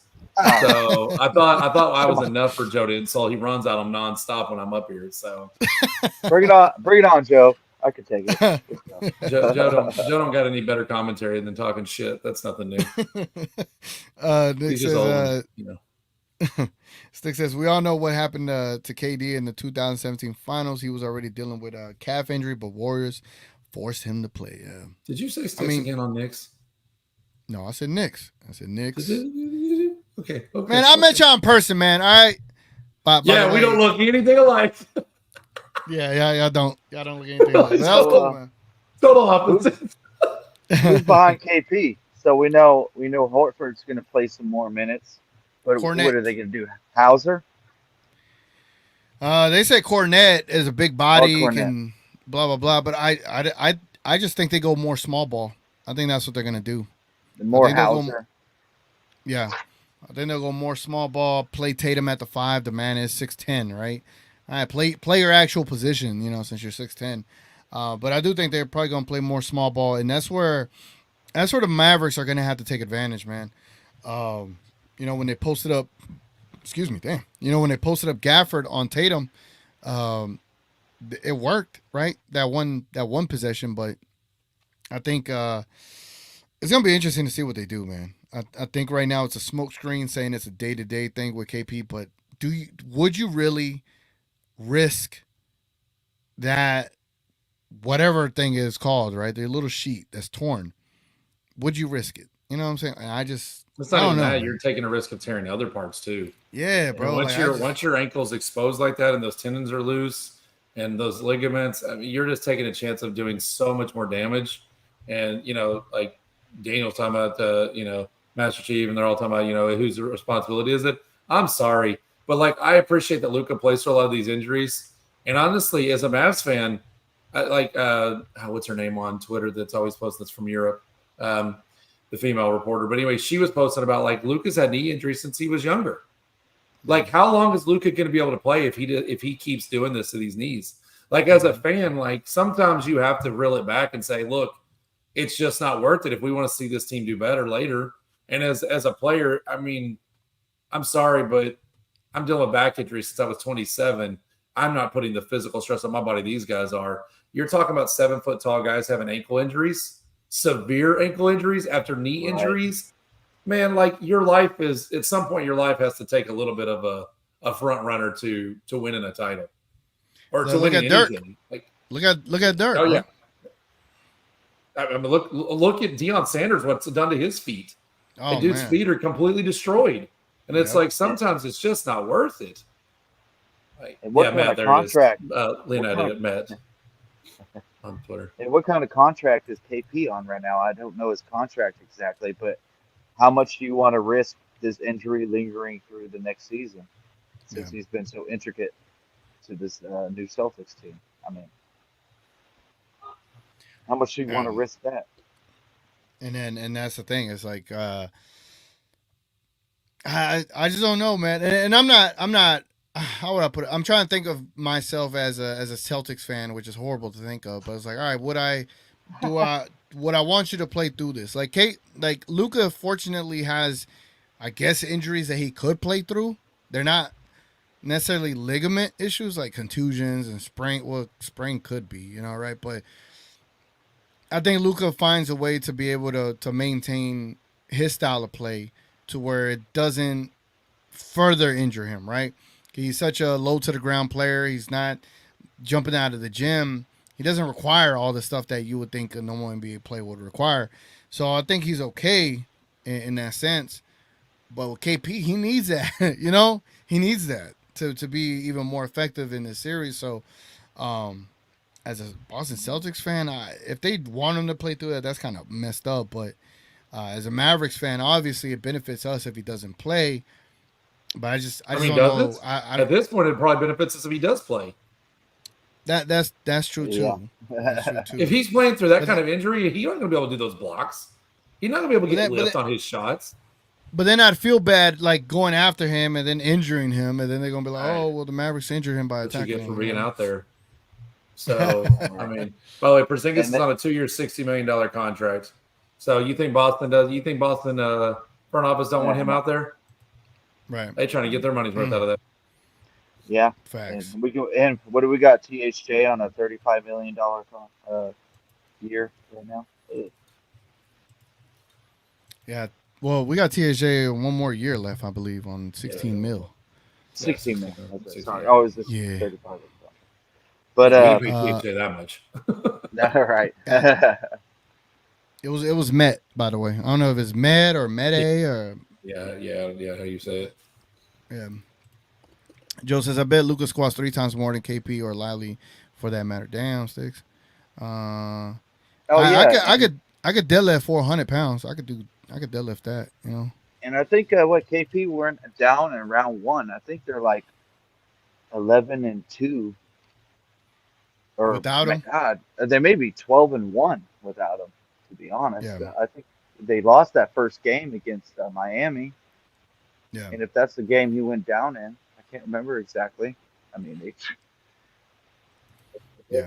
Let me get to Johnny B. Appreciate you, Johnny B, with the 5 gifted memberships, man. Appreciate it. I wonder who got them. Who in the chat got these memberships, man? Let me see. Pizza Steve. Let me end this poll. So Nami got one, Joe R got one, Christian Teelys, Piece of Steve, and Sawyer Kip. Hey, Sawyer Kip, that's what's up. I hooped with him. Him and Slightly Biased. I hooped with him once. He's awesome. Badass hooper. Let's see. Joe says, TGK, there's a strong correlation between leg strength and length of life. Once people aren't what ambulatory, they tend to die earlier. Leg injuries are no joke. Damn. Are they like horses or something? Is that what you're trying to say? Like if you over 7 foot, And when you can't walk, when you can't walk. Is that what ambulatory means? I saw some, when you can't, when you're not able to move around properly. Holy crap! I mean, that's the thing is like, I was on some the other day. They said like people over 7 feet, like over 50% of them die before 60. Like they already tend to have a short lifespan. So you then you make it where they're not mobile, and then your rest of your functions. I mean, same with handicapped people, right? You just don't tend to live as long because your body can't function as well. Let me bring up another guest up here. We got a special guest, y'all. I hope y'all are ready for what this next guest might bring. I hope y'all are ready. But this guest also has a signature. Let's play it.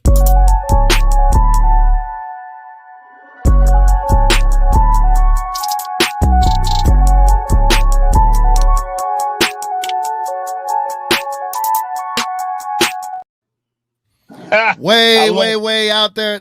What'd you say? I love it. What was that city, man? What was that city right there? That was the Bay Area, you know? Yeah. I love that. I appreciate it. I knew all of my healthy contributions would give me something one of these days, you know? All these memberships I done paid for, I should get something. Yeah, man. No, I appreciate you, man, as always. What's up, bro? What's on your mind, bro, going into game 3 tomorrow? Listen, man. I prayed for something. I prayed for a miracle, and it happened, you know? God is good all the time, you know? Jesus. I prayed for a miracle, and it happened. So I'm happy. Can we say the basketball gods? You know? Yeah. Listen, I knew the basketball gods would eventually pay the Celtics back, you know, because the basketball gods have been on their side this whole time, you know. Mm-hmm. So I knew eventually they had to pay them back in some way. So yeah. That's what I was saying. Like during that game, I was like, man, I need the basketball gods to fix this. Like, why we gotta get screwed out of every game with these refs? Can the basketball gods fix this? Like the Boston Celtics should not win another one. Let me bring it up. Cam? We got Johnny B on cam? Johnny B on the cam. I get on the camera all the time. What you mean? Let me bring you know. Let me bring Ben Price in the building. We got Ben here as well. What's up? Fits the format, you know. You gotta get that side camera. Well, how's it going, chaps? What's going on? Yeah, pretty good. You know, I think after KP's not in the game, he's not going to be in. Then we're gonna. I think we got this, man. We're gonna have Lob City back. We're gonna have the Dunks back. No more rim protection for them. It's gonna be old man Al Horford and whoever this Cornet guy is. No, they still got. They got the guy that they got from Memphis. Tillman. Oh, Tillman. Yeah, Xavier Tillman. Yeah. And yeah, but he. Kyrie. I'm not worried about it. He's not playing any minutes. And I think I ain't worried about no Tillman. I ain't gonna lie. I think if he plays, if he plays, they're actually in trouble if they actually play. Okay, so let me ask y'all a question. Hypothetical: they don't got KP, and Jason Tatum goes off. Do we still win? Yeah. Jason Tatum ain't going off. Calm down. He's got the lowest field goal percentage shooting in the history of the finals. Like that man ain't going off. I get it, right? But we know Jason Tatum good for one. He is good for one. I don't know if he's. You know what? If he goes off, then it's going to affect Brown or Drew. So I'm not worried about that because, like I said, it's like everybody's like, "Oh, he's still contributing." The man is breaking up worse than Kyrie. Like if he wants to start shooting more than that, okay, go ahead. I just don't know if Tatum could go off like that on the road. Your superstars should, right? He has such one of the ugliest shot, forms from. It's like a gunslinger shot, like from the hip. It's terrible. I hate the way he shoots, and so I don't know if.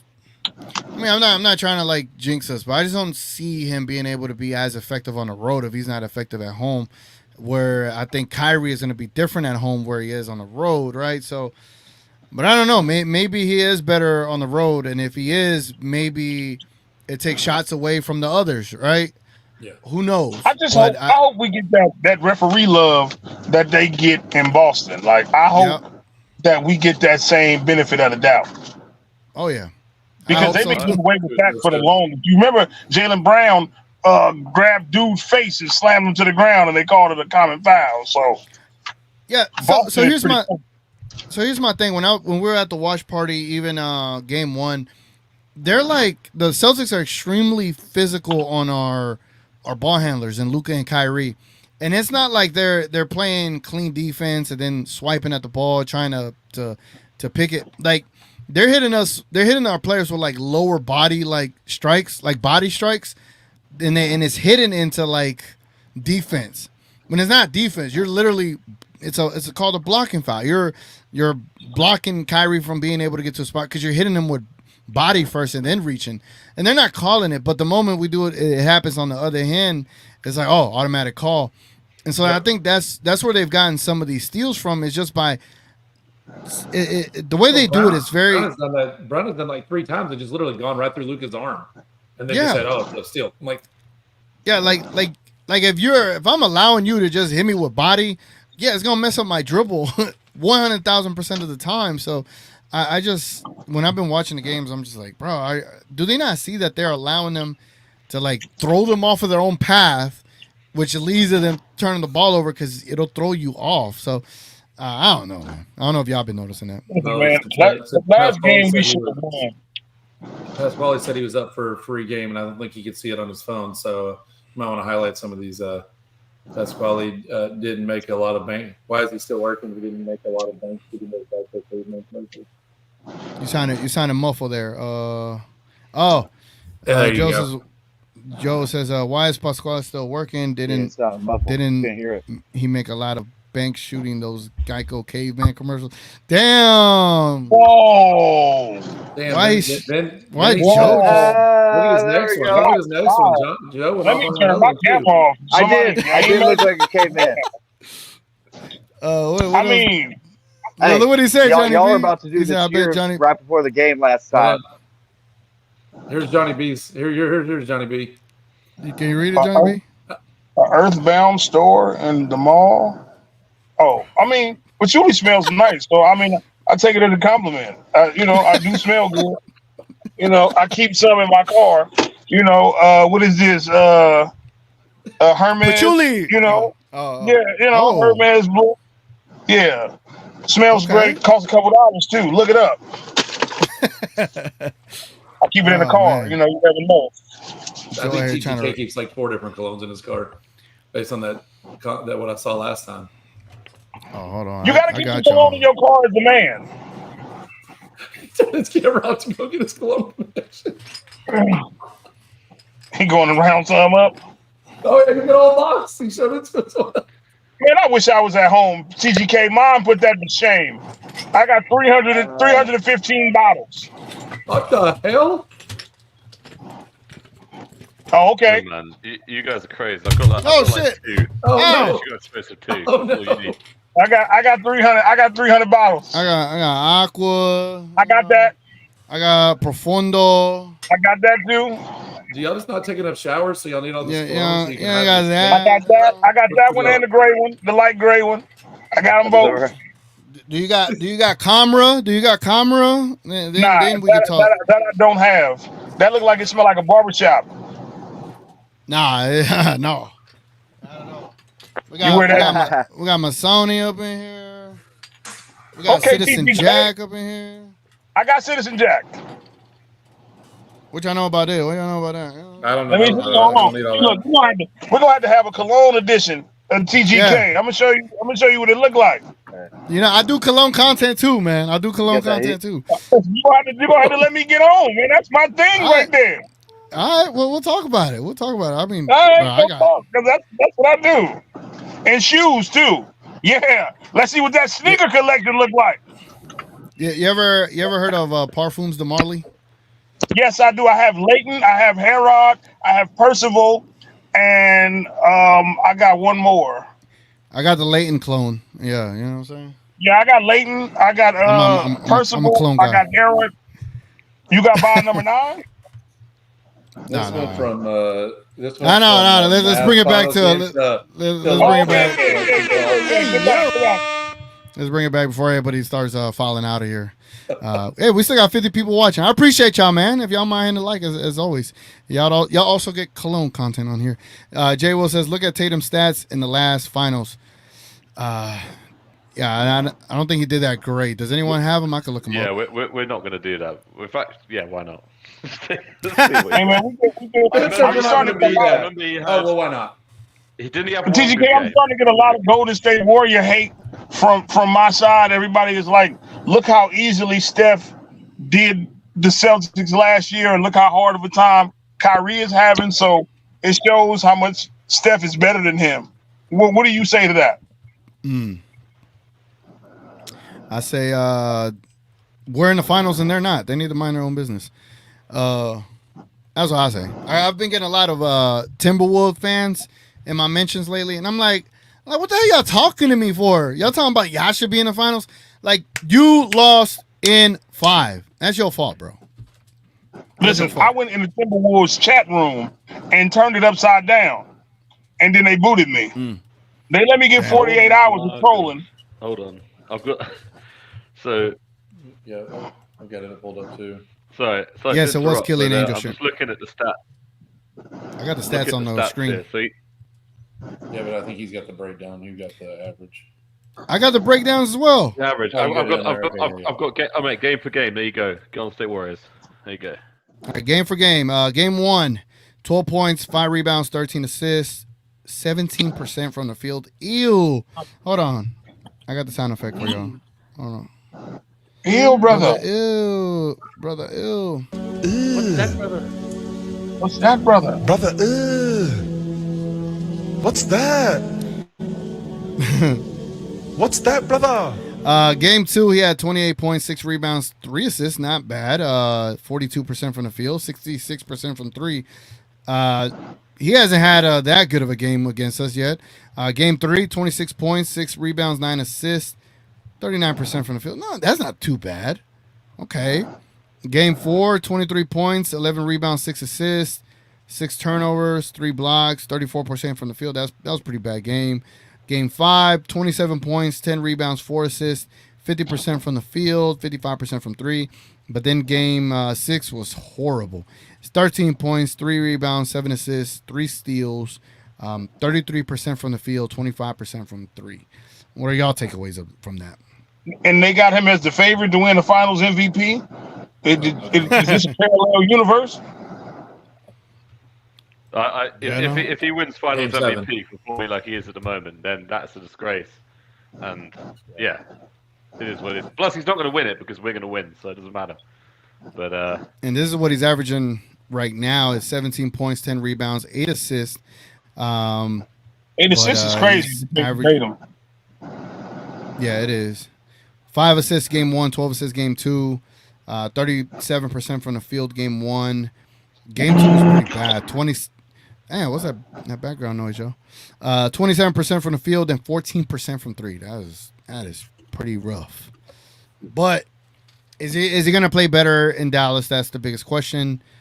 I'm not too sold on it right now, considering looking at those stats. But you know, hey, let them chunk up 30 shots, and let them chunk up 30. You chunked up 22 last game, and that was the most out of everyone in the entire game in Mavs and Celtics. So yeah, that's what I'm saying. I say just let him take all the shots. Like, force him to take all the shots, and I think you'll have a better opportunity with him taking. Yeah, more but shots if he get hot, ain't that a bad thing? No, because that means the other guys that are such streaky shooters won't get the rhythm. Right? Yeah, and they're not. I rather him take 30 shots and get 30 points, like a point per shot, as opposed to letting everyone else hit shots and they're getting 2.2 points per shot when they're making a 3 every now and then. That's what I'd rather. I'd rather him have to carry. Somebody need to stop Derek White. Like, every time he scores, it angers me.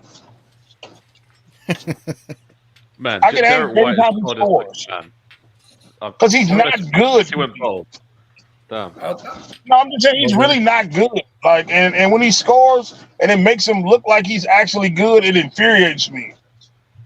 I mean, I think our biggest problem in that last game was we kept letting. I said it out at the game, and I think we may have said it in one of the playback. But they kept baiting. They kept falling for Drew's like pretend floater shot from the baseline. I haven't seen him take one yet. And every time he would come up the three, he would run right on him, and our guy would be like, "Oh, he's gonna," and then he'd just go whoop, right by, and then just go up for an easy layup. And I'm like, how many times is he gonna fake a floater, and you're gonna fall for the same freaking fake? Like, what is wrong with us? That's why he got so many points. Yeah, Drew getting 20 points in the final is crazy. I've got it still on StatMuse, and you know what just showed me a highlight of? Drew doing that exact play I just talked about. We have to win. We have to win game. We have to win tomorrow, and we have to win Friday. We have to win both of these games. Like, seriously, you don't want to go back to Boston down 3-1, even if they don't have Porzingis. Like, especially with how those refs is playing, you don't want to go down. Like, we have to win both of these games. I think game 3, you smoked them. Like, I mean, smoked them. Like game 5 versus Minnesota, you smoked them very bad. And then game 4, you don't got to smoke them, just win, you know? I prefer you smoke them both, but you have to destroy them game 3. Yeah, I agree. And I think we will win convincingly tomorrow. I guaranteed it, actually. I put a guarantee tweet out there even before the KP news. Charles Barkley guarantee. This ain't no Charles Barkley guarantee. I felt that they I just feel like they're going to come out a lot better. They're at home. They're just going to have more energy. The crowd is going to keep them into it, all that good stuff. And I think they're going to win convincingly tomorrow. I think game 4 might be a blowout for the Mavs beating them. I think we're going to blow them out Friday. Pause. And I know it's kind of crazy to say, but I don't think KP comes back, and if he does play tomorrow, I think that'll be the end of him being out there because they're going to attack him. He'll be out the rest of the series. Because then there's only one day rest between Wednesday and Friday. Yep. Yeah, just step on his foot like Marcus Morris did. Just like he did Luka. Just walk up over to him and just step on his foot. That'll do it. Yeah. And if you could tie this series and go to a game 5, you go back to Boston completely different, man. You have all bets are off. Anything can happen. And especially if there's no KP. Do y'all want to like estimate like what they lose with KP? They lose rim protection. They lose floor spacing. They lose post-up plays. They lose so much in those 20 minutes that he is out there. Another scorer. Yeah. Like I feel like without KP, it's like I said earlier, it's fair now. Like I feel like KP was the person that tilted everything in their favor. Like, you know what I mean? Because we really didn't have nothing, even though we got lively, like skill-wise, it's a difference between those two. You know what I mean? Like without him, it's an even game. And I really think it's more like in our favor because Luka is so much more better than Tatum than you would say Derek White is than Derek Jones Jr. Like they closer to each other than Luka and Tatum is. And I still think Kyrie is better than Jaylen Brown. So I don't know. I think it tips the odds in our favor tremendously without him. Yeah, and if you have KP off the floor, you need more spacing, so less time for Horford or Drew to be in the dunker spot for those little floaters and all that. Well, you're demanding Horford to play big minutes. I mean, that's basically what you're saying, isn't it? If you're Celtics, Horford is what, 38 or something? I mean, he's lost a step, and throughout a lot of the series before this, he kind of lost his room from 3. I think what's going to happen is he's going to spend all game having to try and defend these lobs, having to defend these sort of issues. He's going to get tired out. You know, you're going to have to they might be forced to play a cornet because the thing is like the whole let's play small ball, but that might not work if we start lobbing it up and they having to defend against say Daniel Gafford, who's a big boy in the paint. that's gonna be difficult for them. It completely changes the whole dynamic because if you've got Horford playing like 15, maybe 20 minutes, that's one thing, and also he's probably playing against so someone he can more handle in those times. But if you've got him having to play big minutes against both of our bigs, that's a complete game changer, man. And you put Luka on Al Horford. Exactly. That's Luka's defensive. Yep. Yeah, he's right. Luka has another guy to hunt. Yeah, and you have Luka guard him because he's not going to do much offensively, but stand in the corner and shoot. He go to the basket. He got a lot to deal with, and as the second oldest person in the NBA, I don't think he wants to deal with all of that. So you put Luka on him so he can rest on defense, same way they did with Rudy Gobert, and he had to have more energy on offense to wheel us in case Kyrie don't get his powers back from the aliens from Space Jam. Speaking of Kyrie, go ahead, Pasquale. No, I was just saying, if I'm mistaken, Horford really hasn't been spacing the floor very much. I feel like they just been kind of tucking him down under the basket, and like I said, in the dunker spot, where they spread the floor. We do our rotations, but we don't keep an eye on the guy behind the basket. India, they throw the ball into him, and he has that easy floater right there. 6 feet from the rim. And they say whenever Horford plays more than 30 minutes, I believe that his production and efficiency takes a nosedive. So they're going to need him to play a lot more if KP isn't playing.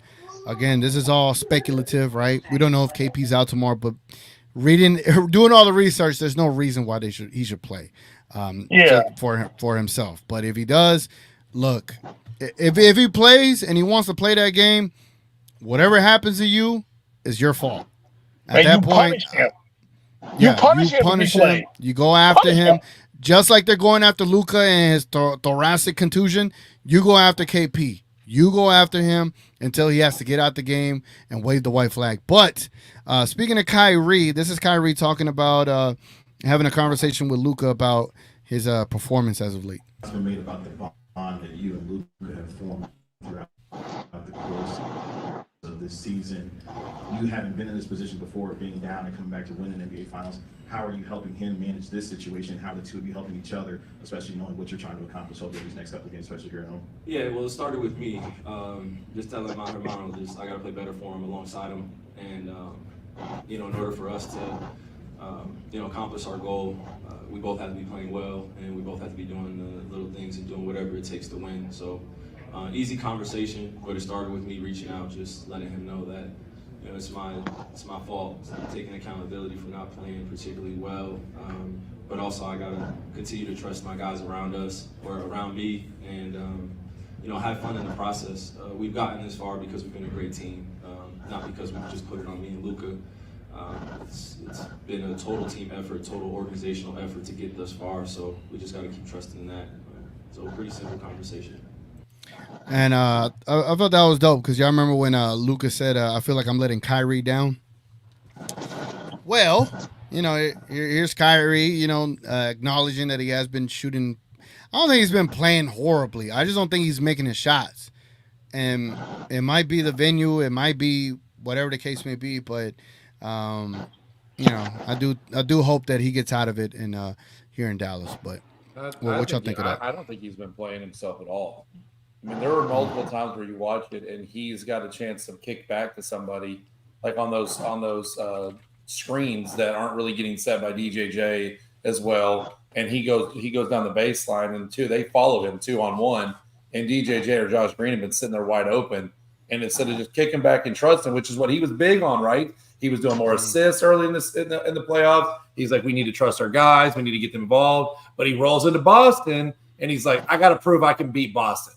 And it's like, no, the team needs to prove we can beat Boston. That's not – this Kyrie, these 2 games has not been the Kyrie we've watched for the last half of the season. It's just not the same Kyrie. He's trying to prove he can do it. And I think that's where it's in his head. That's why I need to trust I need to trust my guys and all that stuff. Yeah, like throwing the ball. If they miss it, that's on them.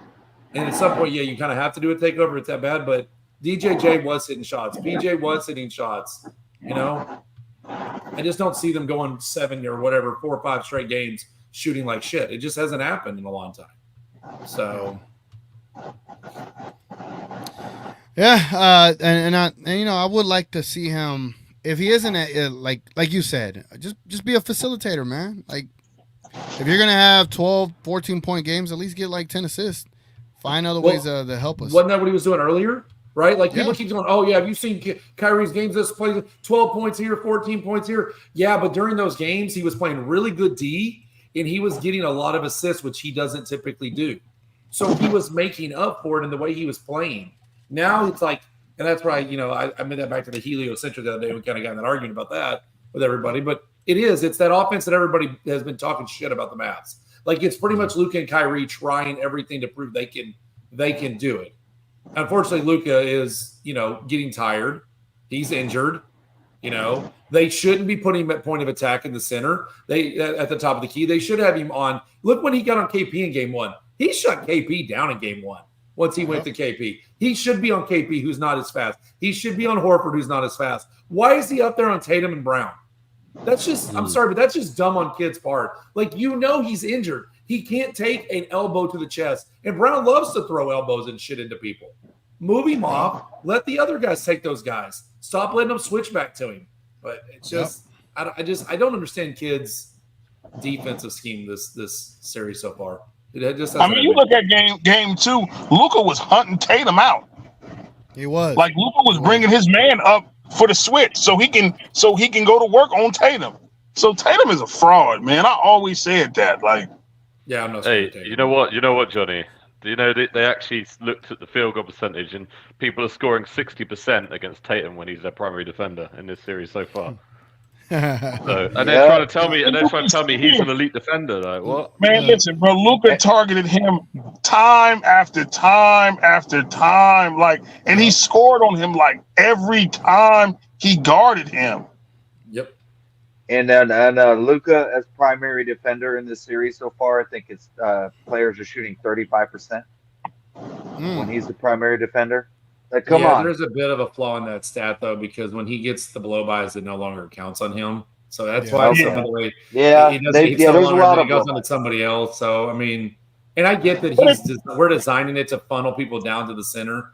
Like it's not like Luka's supposed to be tracking that guy all the way to the goal.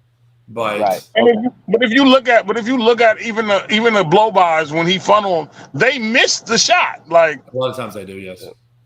So he doing what he's supposed to. But they did put a compilation of blow-bys that's happened by Luka, and it's like it's crazy. It's like he's standing in some cement shoes.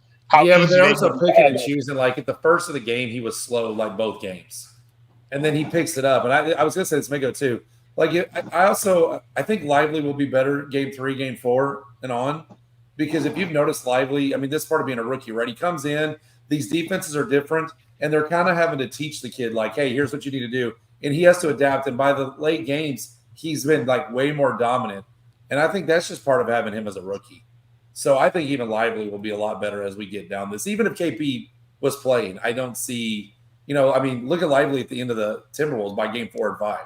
He was a monster at the end of those games. So, this is part of having a rookie center. It's going to take some adapting and things like that. And Gafford seems to get better as it goes too. I think they do a good job of Tyson and all these guys do a good job of getting these guys ready to go for these games as they get. Gafford usually plays really well at home as well. I've noticed in every series in this playoffs, like Gafford tends to be a lot better, like noticeably better. And as the series goes on, even away, but for whatever reason, for the first few games of every series, he seems nervous, and I don't. Like, he needs to get out of that mentality, man. I don't know. And I guess he is a young guy, but it's his first time. But yeah, I don't want to see that from him anymore. The other thing I would say, just on the Kyrie thing, is he, of all people, actually, like, I have to say, I've been the most surprised with the fact that it does seem like mentally these first 2 games, anyway, he has been affected by this Boston stuff, right? And I think, again, like, as you put it, like, he's trying to beat them. He's trying to go out there and do all this and stuff. And he's almost like forcing it. Whereas the best Kyrie Irving is pure instinct. The best Kyrie Irving is, when he just hits those things and you're like, how the hell did he hit that shot? That's just Kyrie Irving just being Kyrie Irving, just purely instinctual. Like, he's one of those types of players. You can tell in the way he plays. So I just think he just needs to do that. Like he's got an incredible basketball mind. He's an incredible player, one of the best of all time, and he just needs to, he just needs to be confident in that fact. I mean, everybody knows that, right?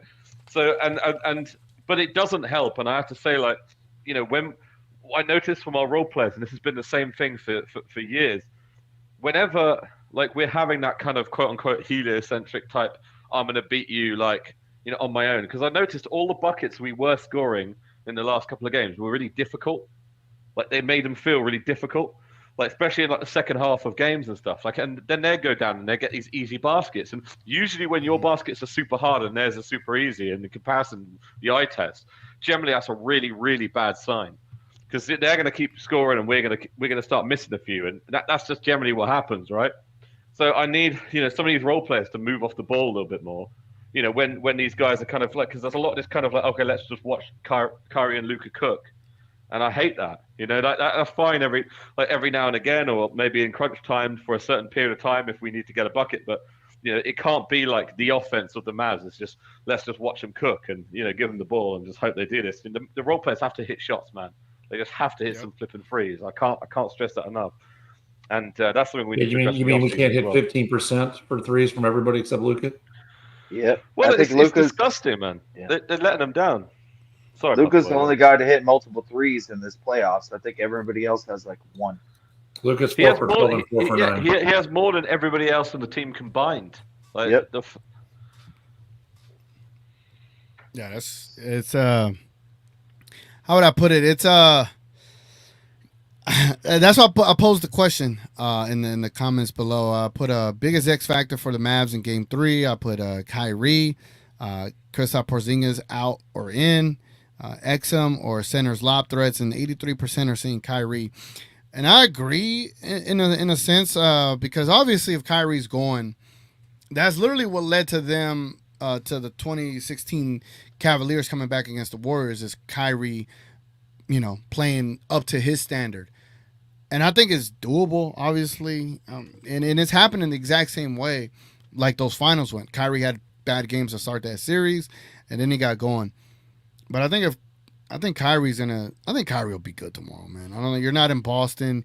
You don't have to deal with the crowd. You're going to have a jam-packed arena supporting the hell out of you. And I hope. It's a lot of hopium, you know what I'm saying? A lot of homerism that he's going to show up. But it is Kyrie. Like, this is who we brought.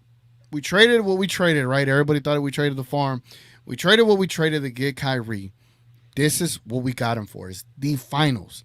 We got him for these key moments, and this is where he does got to step up. He has to. You're getting the big bucks. You came here with pedigree. This is what we wanted you here for. We're gonna support you, obviously, but this is where we need you the most right now, bro. And we understand having a tough game, a tough series against OKC Thunder, but you bounced back against the Timberwolves. You had a decent series against the Clippers, but now we need the best version of Kyrie right now in this series. And I still think we have a shot to win these finals, bro. Like I remember going up 2-0 against the Miami Heat and then losing the next 4.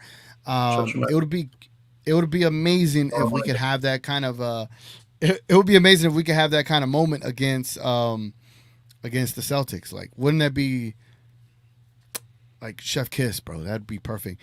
Sticks, I see we only got 47 likes, man. What we got to do to get them to give us 3 more to get it to 50 for Joe? Man, I don't know. These bunch of flavors. How many people we got watching right now? 47 watching. We might be a little tapped out. So, hey, if y'all haven't liked, come on, let's try to get it to 50. We got 3 more to go. Come on. Spend a few seconds. Man. Click the like button. Help out. Click the button, man. Come on. Yeah, just I don't want Ben to get scared again like he did earlier when I yelled. Just go on your phone, and just hit the like. That's all that matters. All right, so by the way, did you see the stats for Kyrie in that last finals where they went down 0-2? And his stats in the first game versus didn't he kill them? The first 2 games he played really bad, like these two, and then he just absolutely obliterated. Like 35 points per game after. Yeah. Yeah, I think he only averaged like 13, I think, the first 2 games, and then it was 30 plus after that. He even had that one game where he had like 40 with LeBron. So that's what we need, man. That is what we need. 2016. 2016. Yeah.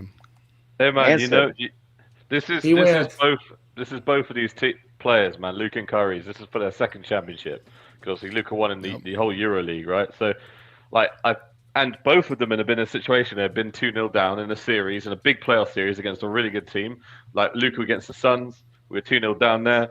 Kyrie, obviously, when he was in Cleveland, they were 2-0 down there, and they both came back and they won it. But this isn't just one of those players; there's both of them. So, I can't see how we don't win this next game. If we don't win this next game, I'll be severely disappointed. But I think we will. I really do. I agree with the TGK guarantee. I just think it's written.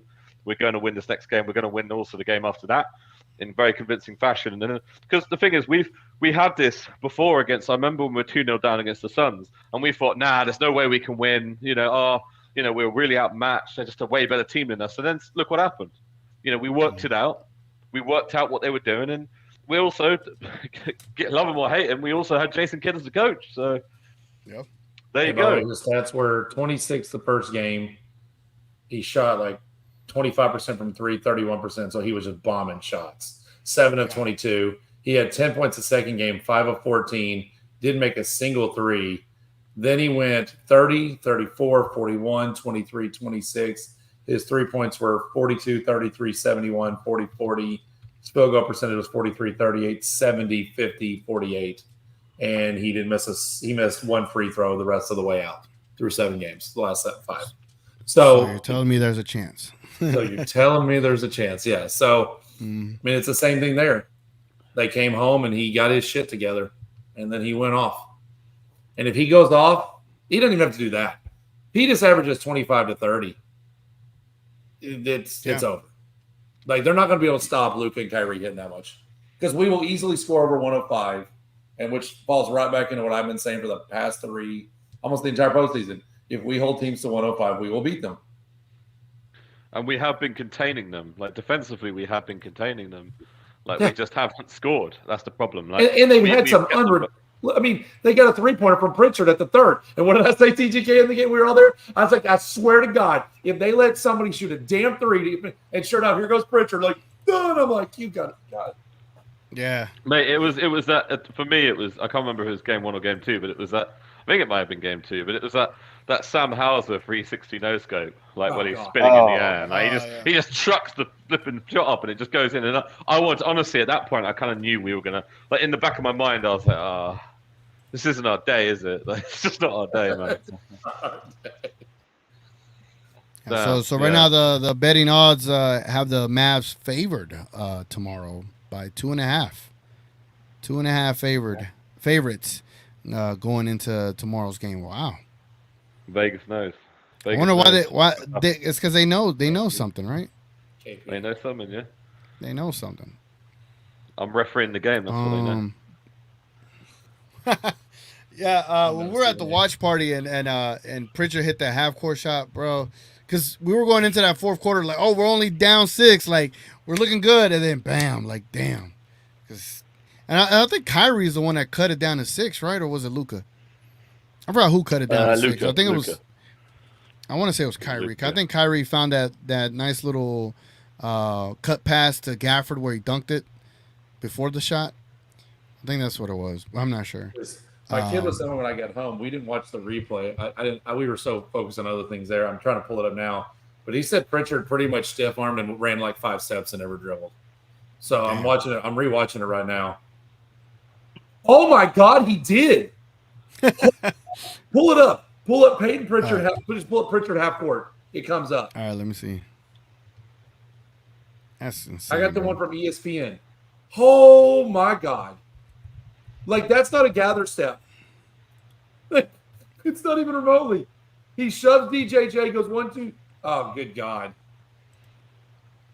All right, hold on. Let me show y'all. This is riveting stream here where we review any and everything. Come on, internet. Let's go. There's probably a sign. Win internet. Come on, internet. Come about on. 35 there it goes. games.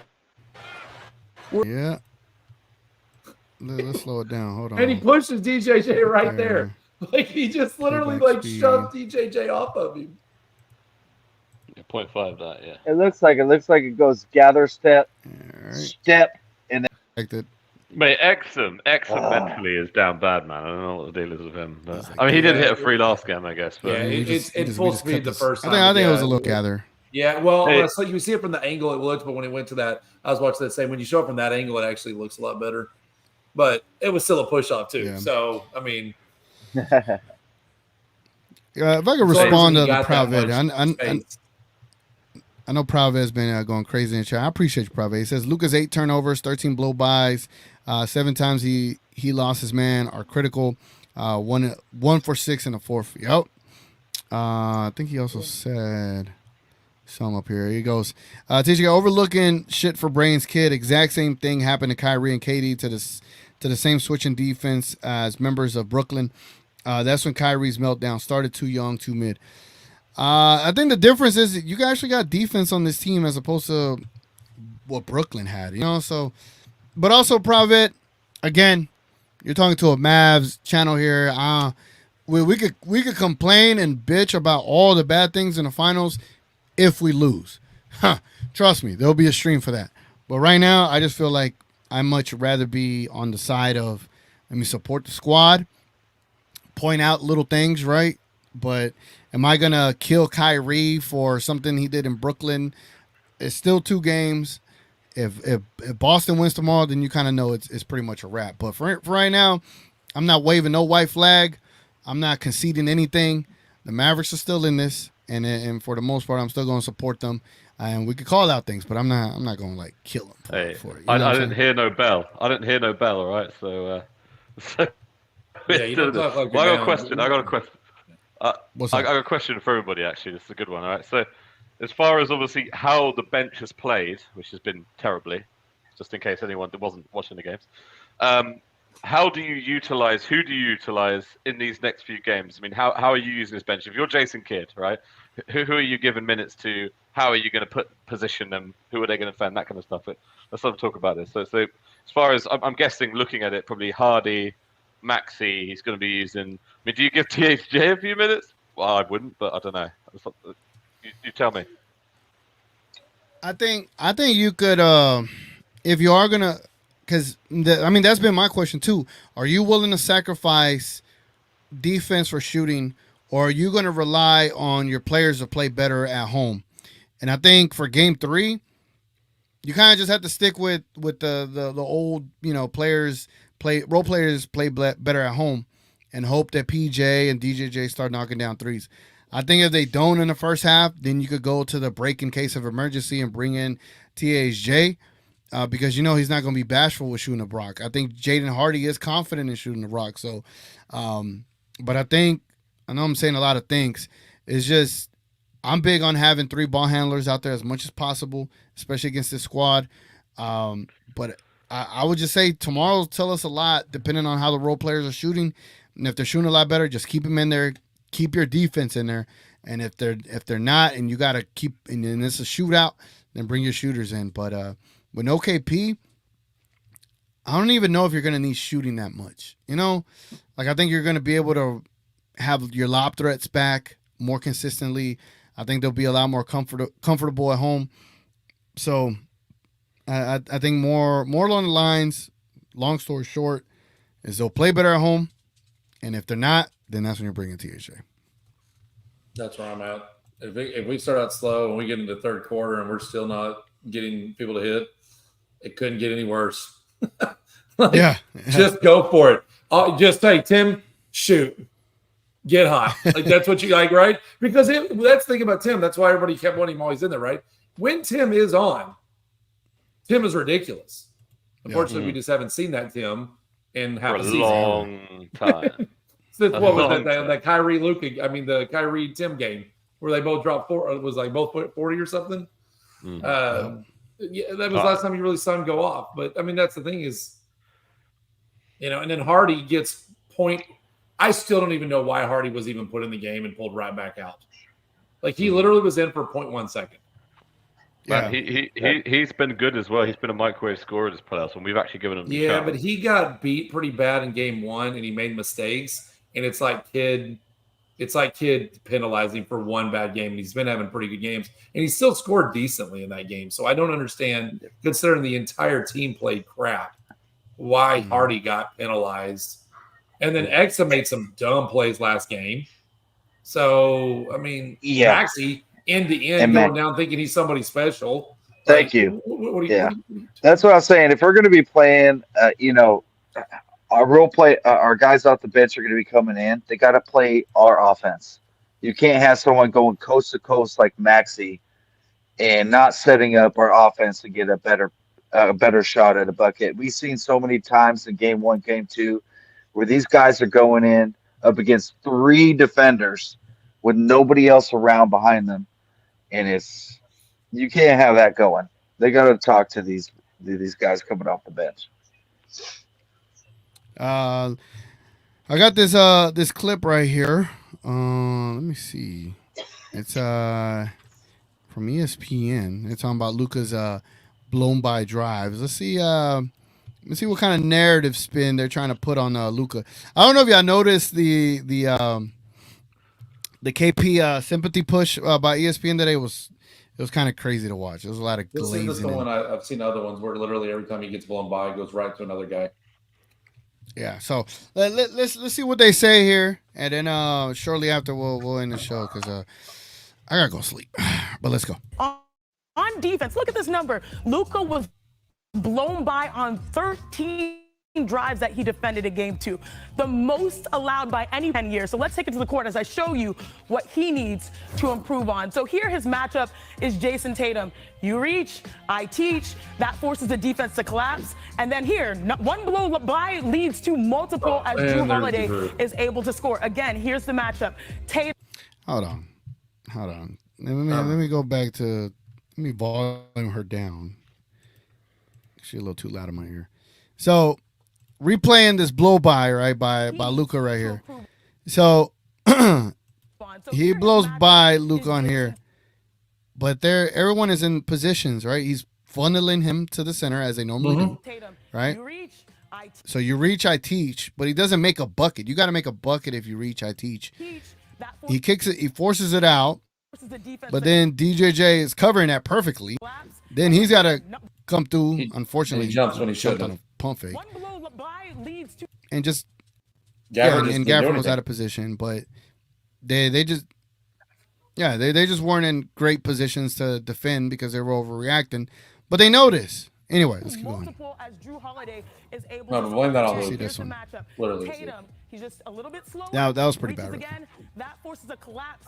Yeah, that one was bad. And then he's able to do and one son. And last but not least, I love this possession. If you're the Celtics offense, he forces some contact.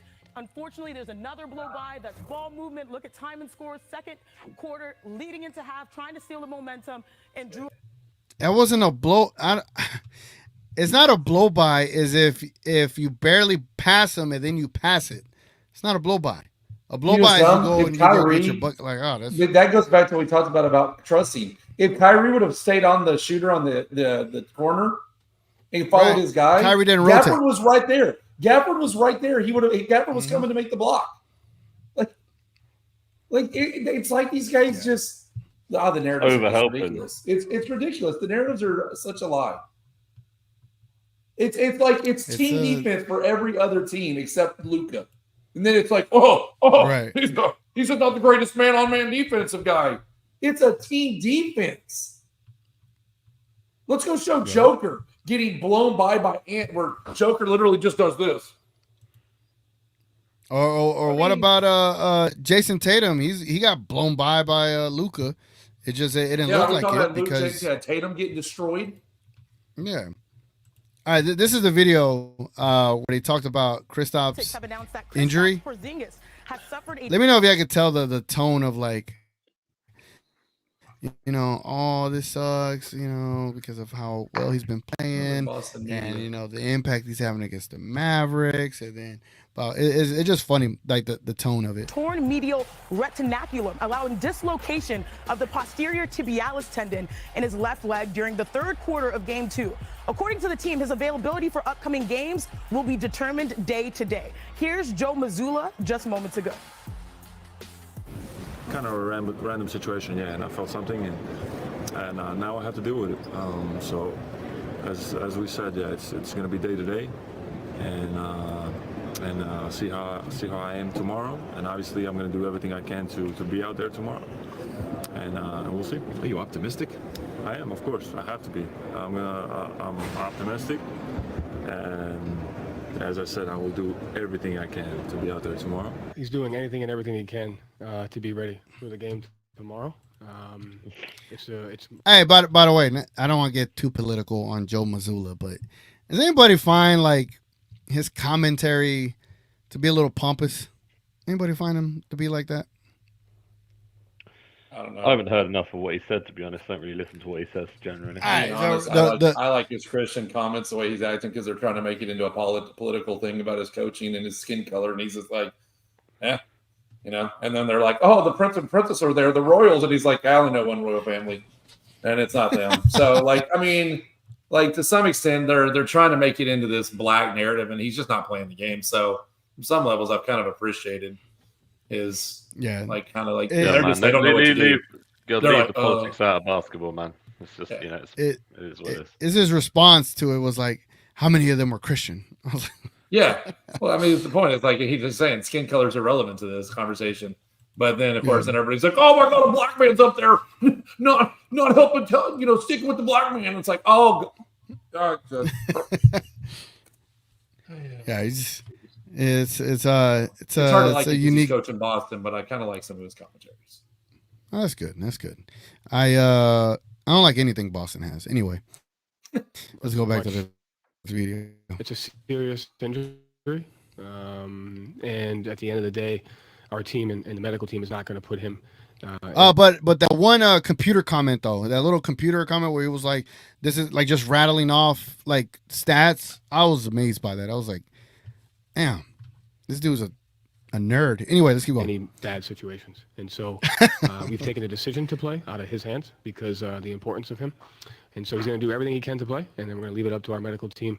And that's really it. We now welcome in ESPN NBA reporter. Sorry, can you pause it for a sec? Pause it. So this is my theory on what's going to happen, okay? So this is, a little bit of seeing the future, right? So I think they've got a 2-0 cushion. I think they're going to leave him out next game, right? I think they're going to lose. Then I think they might go, okay, well, we're still 2-1 up. That's fine. We'll win next game. I think they're going to lose that one. And then I think what's going to happen is they're going to panic.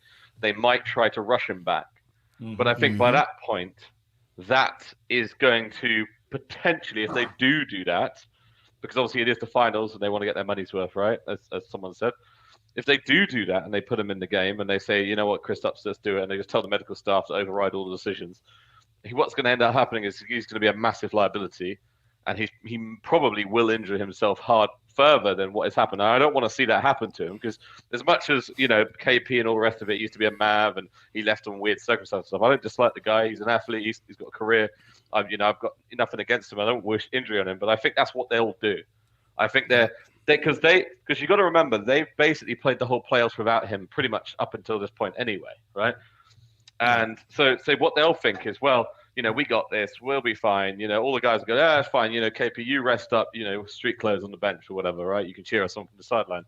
But if it starts going bad, which I think it will, then they might try to rush him back because the thing is they may have won all those other playoff games against all these teams without their best players and their best rim protectors and stuff like Jarrett Allen and D. Mitch and Halliburton and the list goes on and on and on. But we're not those teams, right? So we have a different way of playing. There's a reason we're in the finals, and I think this is like Johnny B said. I think this now makes it a bit more fair. I think this brings it down to a bit more of a parity. And I think when it comes to parity, you got to go with the best player, and we got the best player, and that's it. So I think they're going to panic. I think they're going to try and rush him back, and if they do that, he's going to get more injured, and it's going to be bad for them. That's all I'm saying. Yeah, and I think what they're gonna find out is they honestly think right now the Celtics are in desperation mode, and the reason I believe that is just because they know. I think they know that if KP is not good to go, they know the Mavericks have 1,000% a shot to win. So we're gonna see how they handle him. But Tim Bontemps here. I am proclaiming him a Celtics fan just because the way he's been bigging them up all season and how anti-Mavericks he's been. So this is like right up his alley to be against the Mavericks and be for the Boston Celtics. Let's see what he says here and how sad he sounds. Tim Bontemps live from Dallas. Tim, what more can you tell us about this injury for Kristaps Porzingis? Well, first of all, Chene, I'm really impressed by you reading that off and that I didn't have to, because when I got the email announcing this injury just before Joe Mazzulla sat down, it took me several reads to figure out what it was actually saying. And it actually took me some research to figure out it was something going on in Kristaps Porzingis' left ankle. And this whole situation is pretty fascinating because Porzingis is walking around, Chene, without any sort of crutches or a boot on his foot. He's got a brace on his left ankle, but he's not really limping. He's moving around fine, just like he was after game 2. And frankly, Chene, the concern for Kristaps Porzingis after that game 2 was with his right leg, which he appeared to tweak in the fourth quarter of that game. And coming out of it, he said he'll die out on the court if he has to be able to play. He said he was optimistic about the fact to be out there, but there was really no concern at all about this left leg. And obviously, this is a very significant concern now for the Celtics going forward in this series. Porzingis has been a huge boost off the bench for Boston in the first 2 games. He has been an excellent addition for them off the bench with the three-point shooting and his rim protection. It's capped Al Horford's minutes down, and certainly the Celtics would love to have him out there. And now, as you said, Joe Mazzulla, the first thing he said when I asked him about the injury is that this decision is not going to be in Kristaps Porzingis' hands. This is going to be in the decision of the medical staff for the Celtics to determine on a day-to-day basis whether he'll be able to go. As you heard in that clip, Porzingis, who always presents an optimistic tone anyway, said he has to be optimistic in this situation, believes he's going to do whatever he can to get back out there in Game 3. But certainly with Boston up 2-0, Chene, looking to take a firm control of the series with a 3-0 lead with a win tomorrow night, this certainly adds an entire new layer of complexity to what Boston is trying to do as they try to put this series away. Thanks, Tim, for this. I'm curious as to what part of the American Airlines Center Tim is at. Y'all want to take any guess? It looks like they're probably at one of the. Yeah, they're probably at near one of the restrooms. Like there's a restroom back here, maybe. Well, maybe that's an entrance. I know this is like one of the corners of the building. All right, anyway. But yeah, man, that was Tim Bontemps reporting about his boy Kristaps Porzingis. Trust me, man. I'm a sicko, man. I'm just finding anything to hate on Boston Celtics and Tim Bontemps. All right, man. I'm already going way over my time. But again, what time do the Mavs play tomorrow? Let me see. What time is the game tomorrow? Pretty sure it's 7:30. 7:30. 7:30, yep. 7:30 it is. Yeah. So they play at 7:30 tomorrow. I have no idea what the hell I'm doing tomorrow for the pregame show. Hold on. We got a special guest in the building. Hold on. We got DDP, the Dallas prospect here, man. What's up? What? We got DDP up in here, man. He said, imagine if Dallas shoots free throws worth a damn and Kyrie plays even average by his standards. This series is 1-1 and KP is a huge question mark moving forward. Facts. DDP. Appreciate you stopping by, my guy. But yeah, so tomorrow, unless a bar wants to let me shoot the pregame show out there, I'll go out there and do it. But for the most part, I'll probably be shooting the pregame show from where I'm at currently. It'll be 1 hour before tip-off, so at 6:30 I'll be live, or 6:25 I'll be live, and the show will start at 6:30, live up until tip-off. Then I don't anticipate being invited anywhere unless something happens, but I'll also be on Playback TV on the back end. Where y'all gonna be watching the game tomorrow? What's y'all festivities gonna be? I'll just be at home with my kid this time since I went out with you guys the other day. So dang, with the family. Yep. And you sound tired. You sound tired, Sticks. I'm gonna need you. Dude. I'm gonna need you to wake up, Sticks. Somebody wake this man up. I'm gonna just ask you with my I'm giving you a fucking answer. And we got over 50 likes. So where Joe? I told you I have a place for you to do the pregame show. Where, Joe? Hit me up. Hit me up, man. That's not an appropriate place. Nick says watch party. Watch party for game 5. Yeah, I think we were trying to figure out something with Tyler if he wanted to set up something at Milo's or Milo's. I don't know. If not, we'll just go to the stadium again and rock out and win another. 218 again. You know, huh? We're gonna grab 218 again. Yeah. You know, if all right, so you know, now we could. Pasquale was there. Ben, you can live vicariously through us.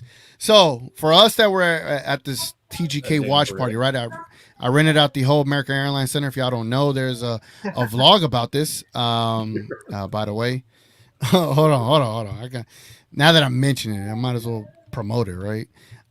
So Sticks and Pasquale, what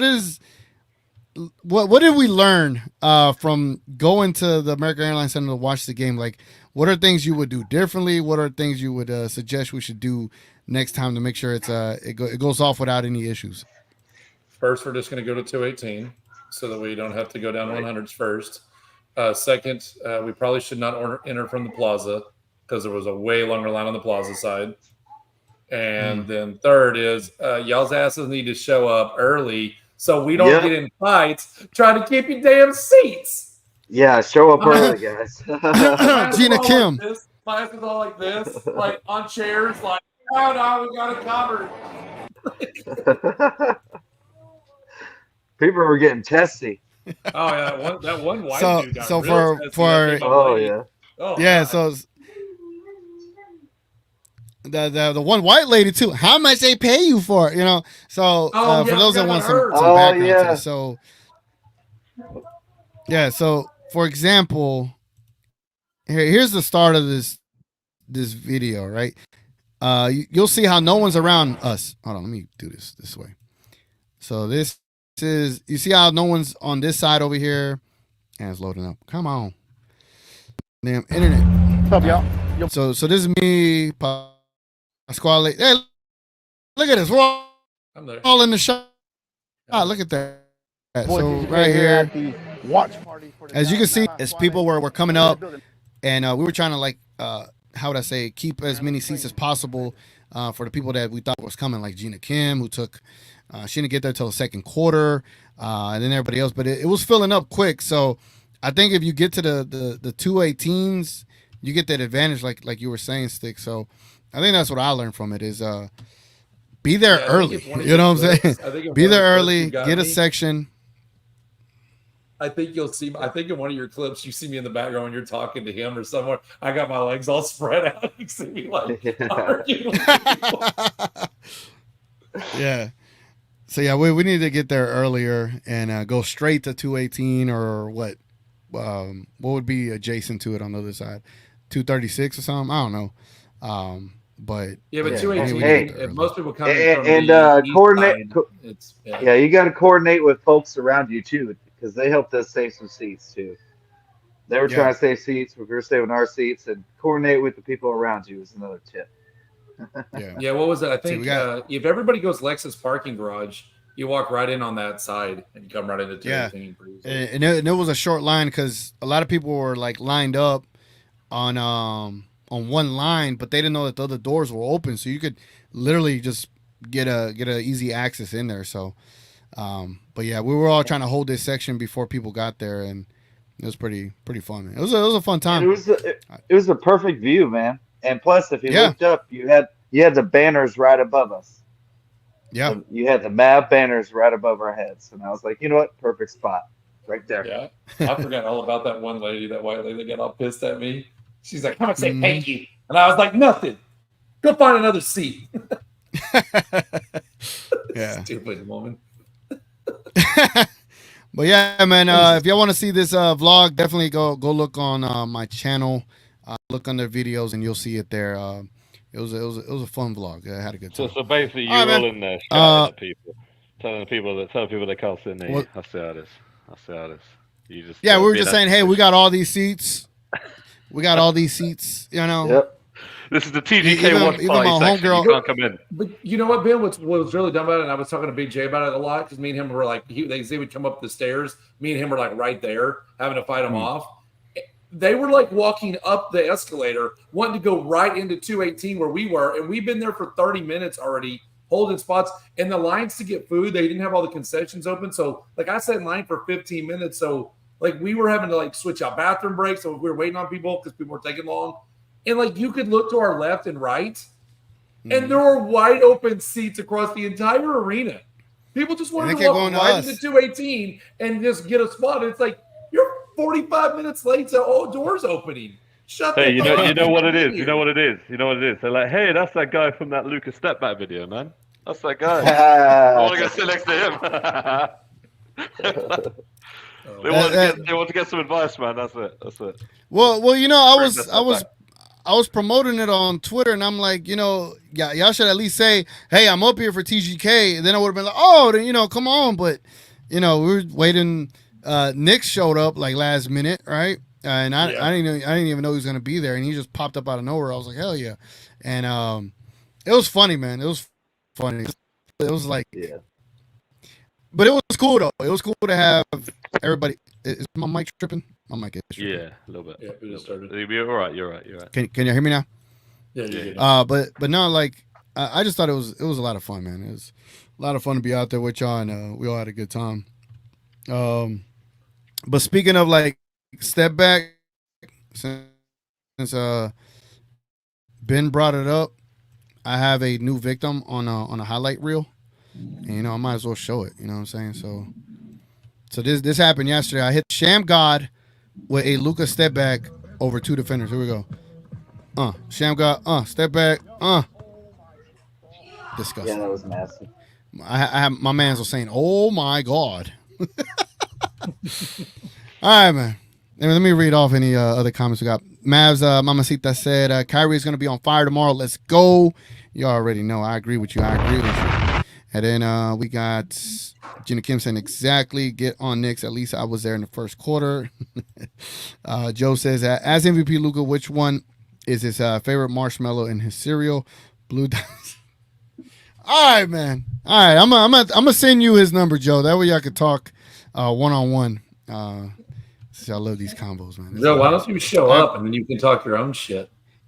Yeah, Joe. Why don't you go to Game 5 with us? Yeah, Joe. Yeah. So Game 5 would be when? Sunday? Oh, let me see. Let me see.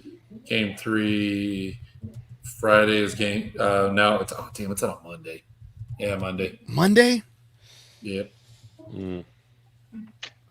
I mean, I'd go, but that's rough. Guys, that I don't is think I'm rough. going to make it. I don't think I'm going to make it, I'm afraid. Damn. Hey, you gonna fly? This was fun. My phone's about to die. Sorry to cut you all off, but my phone's going to die on y'all. So peace. Later, Sticks, man. Ben. See you later, TGK. Let's go, Mavs. Peace. Let's go, Mavs. Appreciate you, bro. We'll do score predictions tomorrow, Daniel. We'll do score predictions tomorrow. Horseshoe Bay. I don't. Joe, hit me up. I don't know the reference. All right, man. I'm ending the show. Appreciate y'all being here. It's been your boy TGK. For those that don't know, this was an edition of Midnight Madness. We should have another one Saturday night, I think. I'm not sure. I might have obligations, but I don't know. Or I might just do. Wait. I go to the game Friday. Oh, shit. So I go to the game Friday.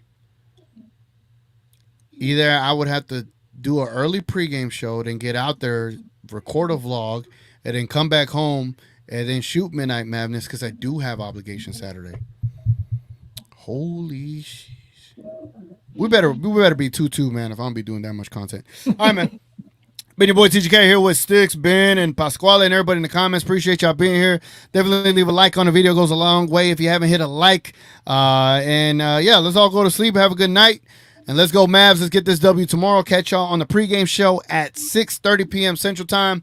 And without further ado, man, this has been the latest edition of Midnight Madness.